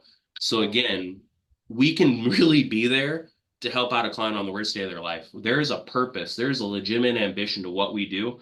And that's why these workshops, that's why mastering your craft, utilizing Google, all of these things, it helps you help people. So I hope you guys realize that. Sorry, like I said, I got energy. I'm passionate right now. Yeah. But again, I'm not lying when I say that stuff. It's true. Kirby Hanner, she enrolled a guy in North Carolina and a wife. He passed away that Thursday. Lori Cook, she was the one that called the ambulance for the family. Those things happen all the time. So again, you can be there for them or you can not be there. You can make that choice, but the choice is simple, I think. Okay, cool. I'm gonna maybe open it up for brief questions, and then let's maybe get into the close. Any other like quick questions before we get into closing? Because like I said, I want to keep this stuff as brief as we can. All right. Hope are we learning something helpful? Thanks. All So. right, I good think we're gonna guys. be all closers after this, Mike. Aha! All I right. see a Speaking of, lot of ALP on that board today. there's a couple of Tomorrow. yes, Carrie. What's up, Carrie? Hey, before we close, can somebody drop that video that you're referring to? Because I wasn't able to find it in the drive. I'm not sure Yeah. what the date is though. It's So on a separate drive. So if anybody wants, I have a drive of like Martin mentioned, we've all been going through our presentations being graded here. right. If anybody wants the videos, there were 3 that kind of stood out that I graded. The Elvis Tina was freaking masterful. If you guys ever have a chance to watch Elvis work or cook, he's a cook. He's a master chef. So again, I got Elvis. I also got Dalton Casavoy, who's a purebred closer. He was personally trained by Mark Duchai and Elvis and others here. That he's very coachable. He also follows the script damn well. So I got him, and then I also got Ken Cat, who again is one of our newer leaders here. That's already come through as a top producer and become a Gold Club producer. He uses a few cool tactics like utilizing Google in his clothes. They were 3 that were really impressive that I wanted to share with everybody. There were plenty of other impressive leaders. It's just those were some of the ones that I graded that I had a chance to have a really good recording from. So again, I don't know if Martin has them in that drive. Do you, Martin? But if you want, you guys can all send me a text message with your name and email, and I'm happy to add anybody to it because I want you all to learn from some of the best in the markets. Okay? Yeah, we'll take it all. Yep, good. Very good. Okay, cool. So on that note, we went through closing. Now it's about transitioning to the close. I built this program up. I built it up. I got them eaten out of my hand, but now I need to lock it down and I need to get them to say yes to it. Yeah, So now we're kind of in that one quick thing, Mike. Yep, yes, sir. What's up? I just want to touch on something you did that I thought was great. When he pitched to any cause of death, right, which is the whole life, the most important part, the guaranteed coverage that they're getting. He didn't just read the script. He brought real life scenarios into play. Mary, that could possibly, that's going to pay for his cremation, possibly that mortgage for, or that rent for a year, or your mortgage payment for a year, or your credit card debt, right? Like he brought some of their debt into it. And he's using every single penny of that. So it's very important to do that. Let them know it could cover your credit card, 6 months of that mortgage, just so Mary can get back on her feet, right? Whatever it is, just make sure that you guys are A1 in this section. You don't want to let them know it's going to cover more than what it really does, but be pretty accurate if you can. Yeah, exactly like he just mentioned. And again, it just comes down to verbally saying it. It doesn't need to necessarily be scripted because every client's going to have different needs. But say Martin and Lena had no concern for their burial. It was already taken care of. But Martin had a mortgage where, while Martin's a senior and I can't cover all the mortgage, let's say his mortgage is, $1,600 a month. I'm able to say, well, Martin, for the first 10 months, almost the first year after you pass away, it's nice knowing Lena's going to have a period of time to keep the mortgage afloat where, she'll at least be able to plan out the next steps, maybe move in with the kids or whatever it might be. We all know selling a house, it doesn't happen overnight. We have to pay for the closing costs. We have to pay for the realtor, all this stuff. It's nice knowing this is going to give Lena time to make that transition. So again, find the area of concern and then paint the picture, tell the story. Thanks, Martin, for that. I appreciate it. Okay. No, you're very welcome. I thought it was. Okay. So kind of transitioning to the close here, guys. Looking at the script, there's an area here where it says, let's face it, Martin, we're all going to pass away. It's something we don't have a lot of choice or control over. So it typically comes down to taking care of something like this now, or that burden's likely to fall on the family in the future. Now, probably one of the more important questions that they have me ask here, Martin, is God forbid something does happen to you, say in a bad car wreck. There's going to be about 152,000 that would pay out to the kids if something happened to both of you. That's pretty incredible, I'm sure, but you'd want that spent, or you'd want that given to both of your daughters equally, right? Yeah, please. Split it evenly between. Okay, very good. Again, I'm not sure if you'll qualify. They had me ask you a few more questions, but as veterans like yourself, we're trying to set stuff up like this on their own, Martin. They would do things like visit with a financial advisor. Financial advisors, Martin, they were telling and recommending our veterans to set aside about 30% of their monthly income away on things like funerals, medical debt, and final expenses. Now, Martin, even if we just base it off your income and call it lowball about 7,000, you setting aside 30% of that means that you're setting aside almost $2,000 a month or more. If you're doing that, pat on the back to you. It's going to prep you and the family well. I know that's not something I'd want to do, and it's probably not something I could do. And there's a lot of veterans that are in that same boat. Now, Martin, the reason why the VSO sets the benefits up like they do through us is we base everything off of income and affordability. They won't let you go above 15% of your income, even if you wanted to. With that being said, Martin, they've set up kind of two different options for your permanent benefits, either the recommended or the enhanced. The recommended plan, it's the one that I just went over with you. The $16,000 of coverage, again, more than enough to put you in the ground, take care of the cremation, while also leaving enough coverage to take care of some of the miscellaneous things that might be a burden on the family. The nice thing is, all together for both you and Lena, that plan's about $9 a day, or what would be about $279 a month, and that's all together for both of you. Now, I'm also required to show you what's called the enhanced option. Now, to let you know, this plan is a lot harder to qualify for, but it's a really good option for many veterans. Usually the vets that go with the enhanced option, they do it because it's building the most cash value, like I mentioned earlier. The thing is here, you have $75,000 of guaranteed whole life coverage. You're building a lot of cash value very quickly. The thing is, again, that's enough to cover not only your cremation, the Harley, the student loan from Lena, the credit card debt, truly leaving a legacy behind for the girls, making sure most of the burden, if not all of the burden, doesn't fall on their shoulders. Now, again, you also have a much larger hospital benefit built into this plan, where if you ever get admitted overnight, it's $500 per day. Hard part is qualifying with this plan. The other hard part is you're also contributing a lot more, something closer to about $929 a month, something that might be affordable. But again, that's getting closer to financial advisor territory, something I'm not going to recommend because while it might be affordable, it's probably not very comfortable. That's why most veterans are going to go with the recommended option here. It doesn't matter to me which option you want to try and qualify for here today, Martin. They just need to know during your servicing period, did you want to try qualifying for your recommended option, or did you want to try qualifying for more? And that's kind of how I go through my close. And I know Martin's going to do it slightly different because they have a question with their enhanced option that I'll let him go through here in a sec. But again, you know, the main piece I want you guys to take out of that is that financial advisor close is an effective way to, again, set yourself up for success. And that most people trust a financial advisor. It's a career of credibility typically. You saying that financial advisors typically recommend someone sets aside 30% of their income is a true statement.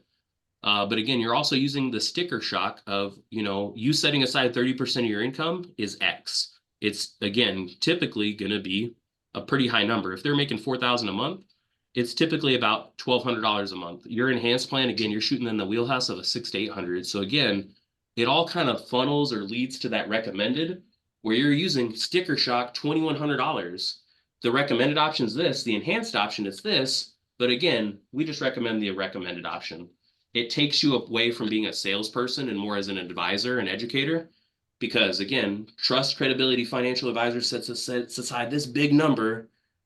A salesperson is going to lead them towards the enhanced because the salesperson wants to get as much money as they can out of the guy. We're just saying, hey, go with the recommended. It's covering the most important parts of everything. So Martin, I'm going to kind of let you go through your close, wherever you want to maybe pick it up after like presenting the plans. Because like I said, I know that you do something a little different with your enhanced benefit. Yeah, no, Mike, you kind of you portrayed it really well. You went over in detail. So to me, that's important too. What Mike did, he didn't just want to click on the enhanced and just kind of briefly speak about it. Because you want to be detailed and thorough with everything, right? Who knows? They might want to go with the enhanced. It's possible. I've seen it done once before. You know, more likely they're not going to, but you still want to kind of be detailed and thorough just to kind of, it's that fiduciary responsibility that we have, right, guys? We're trying to show them everything in detail, put together the best plan forward for them. So I thought that you did that part really good, Mike. You kind of clicked on it, you went over it in detail, and that's just to scare them away, guys. You see, Mike built that plan $900 plus. You always want to do that. You want to be somewhere around $800 to $900 plus on the enhance, to make that recommended look so much more attractive and affordable, knowing that down the line they might make an adjustment, right? Because it's going to happen. You know, they may want to upgrade, they want to change things around. Also, another thing that I thought Mike did was great. He went over the dollar a day philosophy. How much it's going to cost them per day before he actually gave him that monthly total.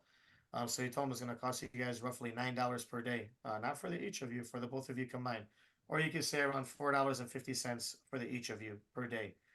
So I think it's very important to kind of bring that aspect into play, because that number is so low, right? We want the lower the number, the more juicier it is, the more they're going to want to go with, right? So any kind of lower numbers we're throwing at them is going to be great. So Mike did that very well. I do the same thing. I show them what it's going to cost them per day. Sometimes I'll toss in like, you know, that recommended is going to cost you guys $9.25 per day. For What's the that? both A of you. cup of coffee at Starbucks, or what's that? A pack of cigarettes, right? Like it makes it relatable. It's an easier to digest, easier to chew on number for sure. Thanks for Yeah. touching on that, Martin. Absolutely. You know, so that brings your guys' total to 277 a month for the each of you. And I'm just gonna pause. I swear I will pause. 277 for the each of you. Oh, for the each of us. You guys would be surprised at how kind of reactions you guys get. I'm kidding, Mike. I'm kidding. That's 277 for the both of you guys. You know, just kind of throwing a little bit Make of it feel good. joke. Laugh. Yeah. Yeah, Break the yeah, ice a little bit. yeah, Ease the yeah. tension. Doesn't have to be serious all the time. You just kind of throwing something in there. And then when you tell them 277 each, they're like, oh Oh, no, but then you tell them it's for the both of you, it's more likely they're gonna want it. mhm. 277 for the both of you, it's 135 each roughly. Yeah. Mike didn't leave me any option but to want to go with it. We can play some rebuttals out on why I wouldn't want it. But a person like me and Mary, with our income and with having our current life insurance going towards our debt, and this is going to kind of open up things a little bit more for me and Mary. He literally left no option on the table for me but to say yes, I want to go with it. Like unless it's unaffordable. And like I said, if he wants it, I can make it affordable. If he doesn't want it, if he doesn't see the need, it won't matter if it's affordable or not. So I painted a picture. But Martin, you guys at least used to do something with the enhanced benefit where you would, I know Justin pioneered it saying, I know that's not something you'd want to set aside, right? Do you guys still do that? Yeah, yeah, absolutely. So basically you guys do what I did, except like as you transition back to your recommended, can you kind of role play that with me? So like you went through your recommended, can you role play through going the enhanced and then leading back to the recommended for me, sir? Yeah, absolutely. So the recommended has you setting aside $277 a month. Now, aside from that, they also have an enhanced program. Now, something I would recommend, guys, due to a couple of different reasons. First reason, it is a little bit harder to qualify for. The second reason, it is a little bit more expensive, $929 a month. They did give you guys a boat ton of more coverage. Some of my veteran members get excited. They want to set more money aside because they do like the cash value. And cash value is not something you guys are going to want to tap into right now. That's something that you guys can learn as time goes on. It's He doesn't say that to the client, he's saying that to you guys. yeah, to you guys exactly. Yeah. As you guys learn cash value, your uplines can kind of go more in depth with it. It's a great area to tackle because they do build cash value with this program at 4.5%. So I'll let them know that some of our veteran members get excited. They want to set more aside and they want to try to qualify for the enhanced. I wouldn't recommend it. It's a little bit more on the expensive side. Now, Mary, don't shoot me. They have that one for you at $929 a month. I'm sure that's something you don't even want to entertain, right? Yeah, no, we couldn't do that. No. Yeah. So what I like to do, Jack and Mary, is I like to lock all my members in at the recommended rate. That one has you guys setting aside roughly $4.60 each per day, bringing the total to $277 a month. That's for each of you guys, 277 for the each of you. And I will pause, and they're gonna start thinking and going over things. I'm kidding. I'm kidding, Mary. That's 277 for the both of you guys. Now, Jack and Mary, realize it doesn't matter to me which option you guys try to qualify for, but let me know which option makes the most sense for you, the recommended or the enhanced. And then you just pause. Straight silence. First talk loses. I love it. Thank you, Martin. So again, while you guys might see we have a few different tactics, the methodology behind the madness is kind of similar. Thank you so much for again being here, willing to sharpen your axe. I'm gonna open it up for some Q&A. And I guess I'll leave it recording. Like I said, I was gonna pause it for some that weren't able to join us, but maybe you guys are gonna give me, I know you're gonna give me some good questions, hopefully here. So we'll open it up. I know someone had their hand up before EJ, Chris it was, but I'm gonna go to EJ first because this is still any questions. I'm willing to give you guys the next 20, 30 minutes if I need to. If you guys got sits, if you guys got obligations, go do the darn thing. But again, thank you for taking the time here. Thank you, Martin. If we can give it up for Platinum Club producer Martin Toma coming in, pouring in. Thank you so much, sir. Thank you, Mike. EJ, let me see your beautiful face. What's up, EJ? Hey, yeah, for some reason it won't let me turn my camera on. I'm not sure what's going on We'll figure there, it out. but It's all good. What's up, anywho, sir? yeah, so regarding the financial advisor close, Yep. and the order that you do it in the script, I've got it before presenting the plans. And I'm kind of like what Martin was talking about. I'm a top-down kind of guy. I like go on the enhanced and then the recommended. But I noticed that here and in a lot of your ride-alongs and stuff like that, you'll present your first plan and then do the financial advisor close. Yeah. So Any reason for the preference or? Yep. So how I gave it to you is how I do it, where I'm gonna go through my plans. I'm gonna say this is your recommended option, and then I'm gonna use my tie down saying no one's going over this with you before, right? Comes down to realizing we're all gonna pass away. I'm kind of rushing through it, but you guys know I do that. I'll usually still ask my beneficiary question, and then before I even get into cost, that's why I do the financial advisor close here. Sales comes down to control. I want to control their eyes. That's also like when I present plans the first time and I go through like the C1, C2, I don't do C1, C2 with this screen because I have no control over what you see. You see anything and everything. You see that 929 and you're getting scared, you hang up the call, whatever it might be. So again, sales comes down to control. I want to control your eyes, control what you see, control what you think to like persuade you, to guide you. So that's why I go through it like this, going through everything there. And then before I even get into cost, I want to sticker shock you saying, hey, as veterans were trying to set stuff up like this on their own, they would do things like visit with a financial advisor. Financial advisors were telling our veterans to set aside about 30% of their income away on things like funerals, medical debt, and final expenses. Now, the problem there is, EJ, you're making about $5,000 a month. You setting aside 30% of your income means that you're setting aside about $1,500 a month. If you're doing that, pat on the back to you and Mary. It's going to prep you guys well for your daughters and family. I know, EJ, that's not something I'd want to do. And, me and a lot of other veterans would probably agree that it's not something we could do either, right? Now, the reason why the VSO sets the benefits up like they do through us is we base everything off of income and affordability. They won't let you go above 20% of your income, even if you wanted to. With that being said, EJ, there's kind of two main options for you. The recommended plan is the one I went over already with the $16,000 of coverage and the $300 a day hospital benefit. Now, all together for each of you, or I can mimic Martin because it's something I used to do as well. That's about $277 each. Now, again, no, I'm just kidding. That's all together for both of you. There is an enhanced option I'm required to show you. Well, I'm going to break it down, but I'm also going to build it up where I'm going to highlight that this 75,000 can do this, that, or the third. You have a hospital benefit for that much as well, which is what, $3,500 a week.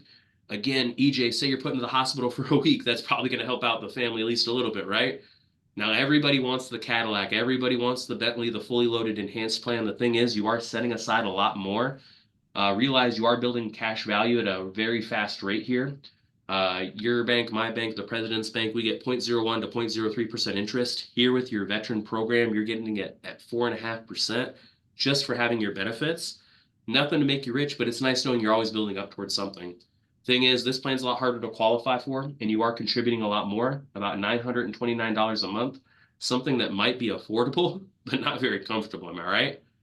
Exactly. That's why most veterans are going to set up the recommended option, knowing it takes care of everything important, and you can always add on more in the future.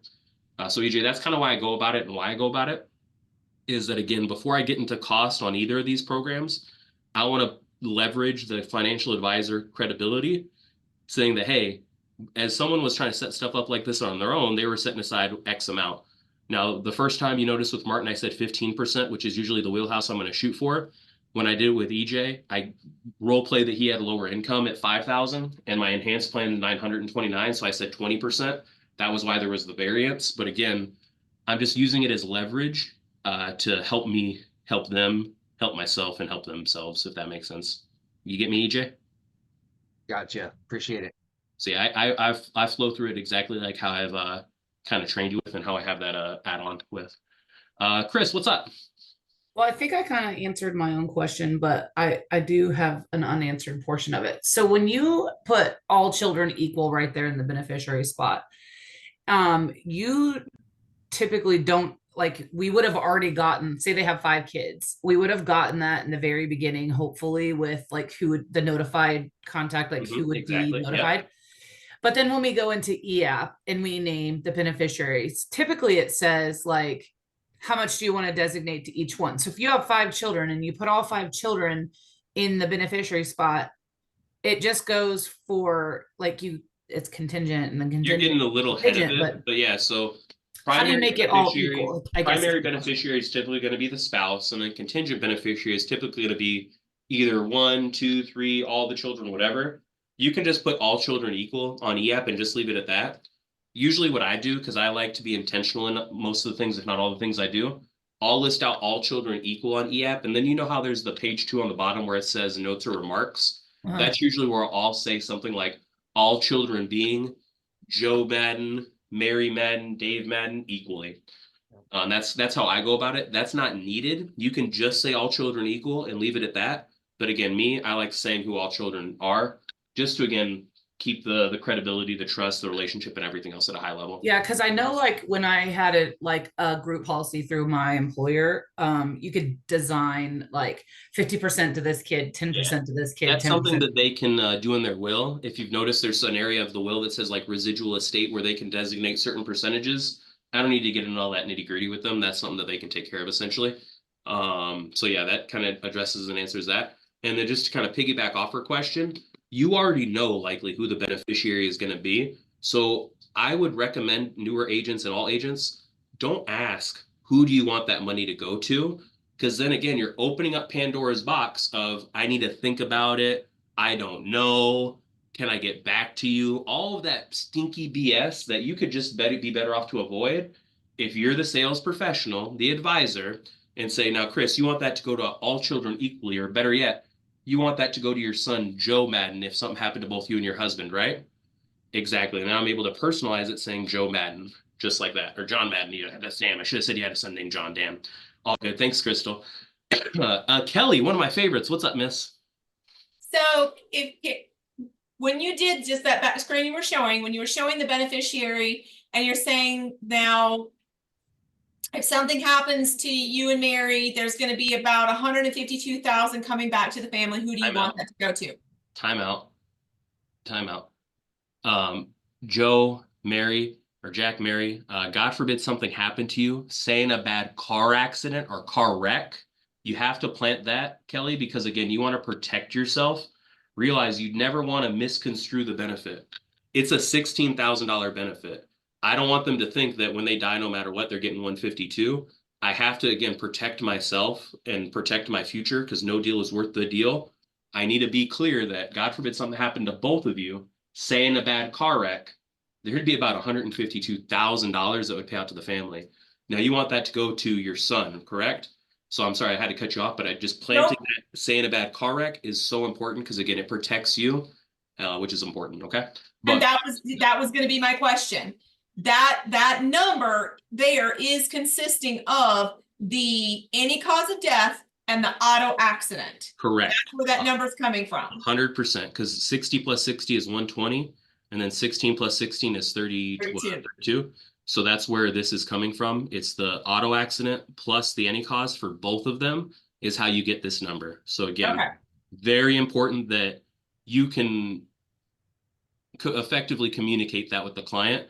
The last thing you want to do is open up the can of worms where they open up like a DOI complaint because you said that they had $166,000 of coverage for each of them because for whatever reason we used the common carrier. And you might have noticed, again, guys, I like doing things right because what's right is right, what's wrong is wrong. I don't like playing to gray areas. Notice that when I role played with Martin, I didn't even bring up common carrier. I just said, hey, any cause of death, accident, auto accident, they set this up so that whether expected or unexpected, there's a few less financial burdens on the family. And then if they ask me, well, what's common carrier? Well, Kelly, yeah, that's important. That's in case something happened to you, say in a serious accident or incident on like a train, plane, bus, or ferry. Not something guaranteed to any of us, and I wouldn't wish it on anyone. But again, the veterans take care of you for $150,000 each if something like that did happen on top of your freedom of choice. Again, I don't even want them to think about that common carrier amount because I don't need to lie or mislead or misguide the client. That's not in my best benefit or theirs. Right. So you can talk about common carrier, but my recommendation with my agents and myself is I'm only going to go over these top 3. And if they ask me about common carrier, I can bring it up. But yeah, just to be clear, this when something happens, that's taking auto accident for both of them and any cause of death for both of them. Perfect. Yep, good question, Kelly, and thanks for kind of circling back on that. Again, what's right is right. I'm always going to kind of drive that. Okay, guys. Again, I'm down keeping it up for any other questions. What's up? Any others? Wes, Mary, Laura, Lisa. There's gotta be some more questions, Mike. I would hope. I know we were pretty good at our jobs and explaining things. I know I'm pretty detailed, but what's up, Maya? Oh, Sorry, I had to unmute myself. So I do have a quick question. It's more about the closing. I've always learned, and I kind of get nervous sometimes about like, you never want to call somebody's baby ugly. So like when they have like certain like insurance policies and stuff, touching on it and kind of like giving them the rebuttals, like making sure that you're not going to the point where like it's gonna anger them because it's like, okay, well they do hold this and stuff. In that sense, do you ever like, kind of like congratulate them like, hey, I just want to start off like, first of all, like congratulations for the fact that you have thought about this and what you do have. My job here for you is just to educate you on what you do have. So God forbid when that time does happen, it doesn't catch you and your family off guard, like anything like that. you like Do you ever get complicating like things any? sometimes, Miss Maya. I'm sorry. So again, I've effectively killed their insurance likely at various points already, whether it's in estate information, finding out about it, the needs analysis, planting the seed that, hey, Martin, it's great that you and Lena have that term coverage. Realize you're going to want to make sure that you let the family know when that's set to expire. Term short for terminate. But again, good to like I'm going to kill it throughout. And then even in my C1 saying, hey, 0.3, they would take care of it with like life insurance. Now realize all life insurances are different, kind of like your term program. That's something that's great while you're young, but realize as time goes on, it's something that's likely set to expire eventually. Other veterans have the problem where they have accidental coverages where they have to like wear a purple shirt on a Tuesday and get struck by lightning for it to pay out. Realize that's why they've set this up. So I'm going to kind of effectively kill it throughout. The main thing I'm not going to do is be combative about their other insurance because that's not going to benefit me. Where again, I don't even want to entertain the idea that this policy will replace their other policies because our policies never replace, they complement and enhance. So I'm going to plant seeds. Maya, you obviously realize how important, these coverages are or having something in place is. You've already taken some preparations, but realize, unfortunately, with open market programs, those can often take 3 to 6 months or more to pay out. That's exactly why they've set up the freedom of choice, not to replace your existing policy, but to allow that other policy to truly be a blessing, knowing that the immediate burden is going to be handled by your freedom of choice benefit. Our veterans use this not to, take away from other policies, but again, to complement and enhance and protect their investment in other areas. That's how I'm going to highlight it, Maya. Where again, I'm not going to combat their other insurance. I'm just going to, make them feel good about it and basically say, hey, life insurance is for after you die. The freedom of choice is for when you die. I separate the two very, very distinctly. Basically, that's my usual go-to. Does that make sense? Yeah, that makes sense. But yeah, I also don't want to congratulate them for having coverages. Mark, it's a good way of saying it. Mark Dushai, shoot. I'm trying to remember. Because I thought in the like needs analysis, I thought it was like as we're gathering coverages, like when we're going through estate information, there was a part where it was like, it's not on the script, but I thought one time I saw you say like, listen, congratulate them for for at least having a coverage. Go ahead and gather the information, and then later. Yeah, I usually say you obviously realize how important it is having pieces of coverage in place. There's a word that Mark uses. I can't remember it. Right. Crap. It's not consideration. I can't remember. It's just you obviously realize the importance of coverage essentially. But good question, Maya. Just keep it simple. Stick to the script. It works. Laura, what's up? I'm more curious about the older people. Like I had a couple where they're like 75 or better. So to keep that insurance into the $150 range, they're getting like $5,000, $6,000 worth of coverage. And they're looking at the high price and the low coverage and trying to get value into that. Yep. So, I mean, the idea is pay now or pay later. Realize no matter what, Laura, you or they are going to have to pay. And I mean, which is easier for you to set aside, $5,000 at any time unexpectedly, or, effectively budgeting the $167 a month. Now I realize again, based off of, I'm not going to say it like this, but realize the coverages are based off of age. Unfortunately, Laura, you waited kind of a long time to set something up like this. So again, I'm sure you'd agree, having this piece of coverage is a benefit to the family, knowing that no matter how you pass away, there's enough coverage here to take care of the most important expense, whether it's your casket, if you're an earth burial, and I'm only showing you 4,000 or 5,000. Realize, Laura, the nice thing is you have access to the VA yourself as a veteran, where you and Larry, they're going to take care of some of the expenses like the plot and the headstone. The freedom of choice here is meant for the other immediate costs like your casket and embalmment, knowing that there's enough coverage there to take care of all, if not most of it, knowing that that financial burden won't be placed on the kids. So again, you just have to like paint a picture and again, highlight that, this is meant to take care of something specific with the older people and open it up from there. Like ideally you're giving them 8 to 10,000, but if they can't afford 8 to 10,000 because they're 76, 77, 78, show them that so that you can get them to want it and say, hey, Laura, what we can always do is set up an essential program, something a little less coverage, but you can always work your way up. Realize with this 4,000, it's enough to take care of the immediate burden, like the casket and other areas that, again, it'll at least make it so that burden doesn't fall on the kids. Because I'm sure you'd agree, Laura, you don't want that burden to fall on the kids, right? Absolutely not. Yeah. So again, just personalize it to their situation. Seniors have an area of need. Yeah, insurance is expensive, but dying is a whole lot more expensive. Would you kind of like how I brought up to like Daryl earlier? Would you rather set aside $4,000 a month for 12 months so you can set this up, or would you rather set aside 167 to do the exact same thing? It's that whole kind of mentality where you're able to leverage like a high cost versus low value, low cost, high value. Make sense? Okay. Other thing I just want to touch on briefly, tie downs are super important. Notice how I did a lot of tie downs as I role played with Martin on the various areas, because again, it's always going to be a benefit. That being said, guys, again, if anybody has any other questions, I'm going to stop the recording here.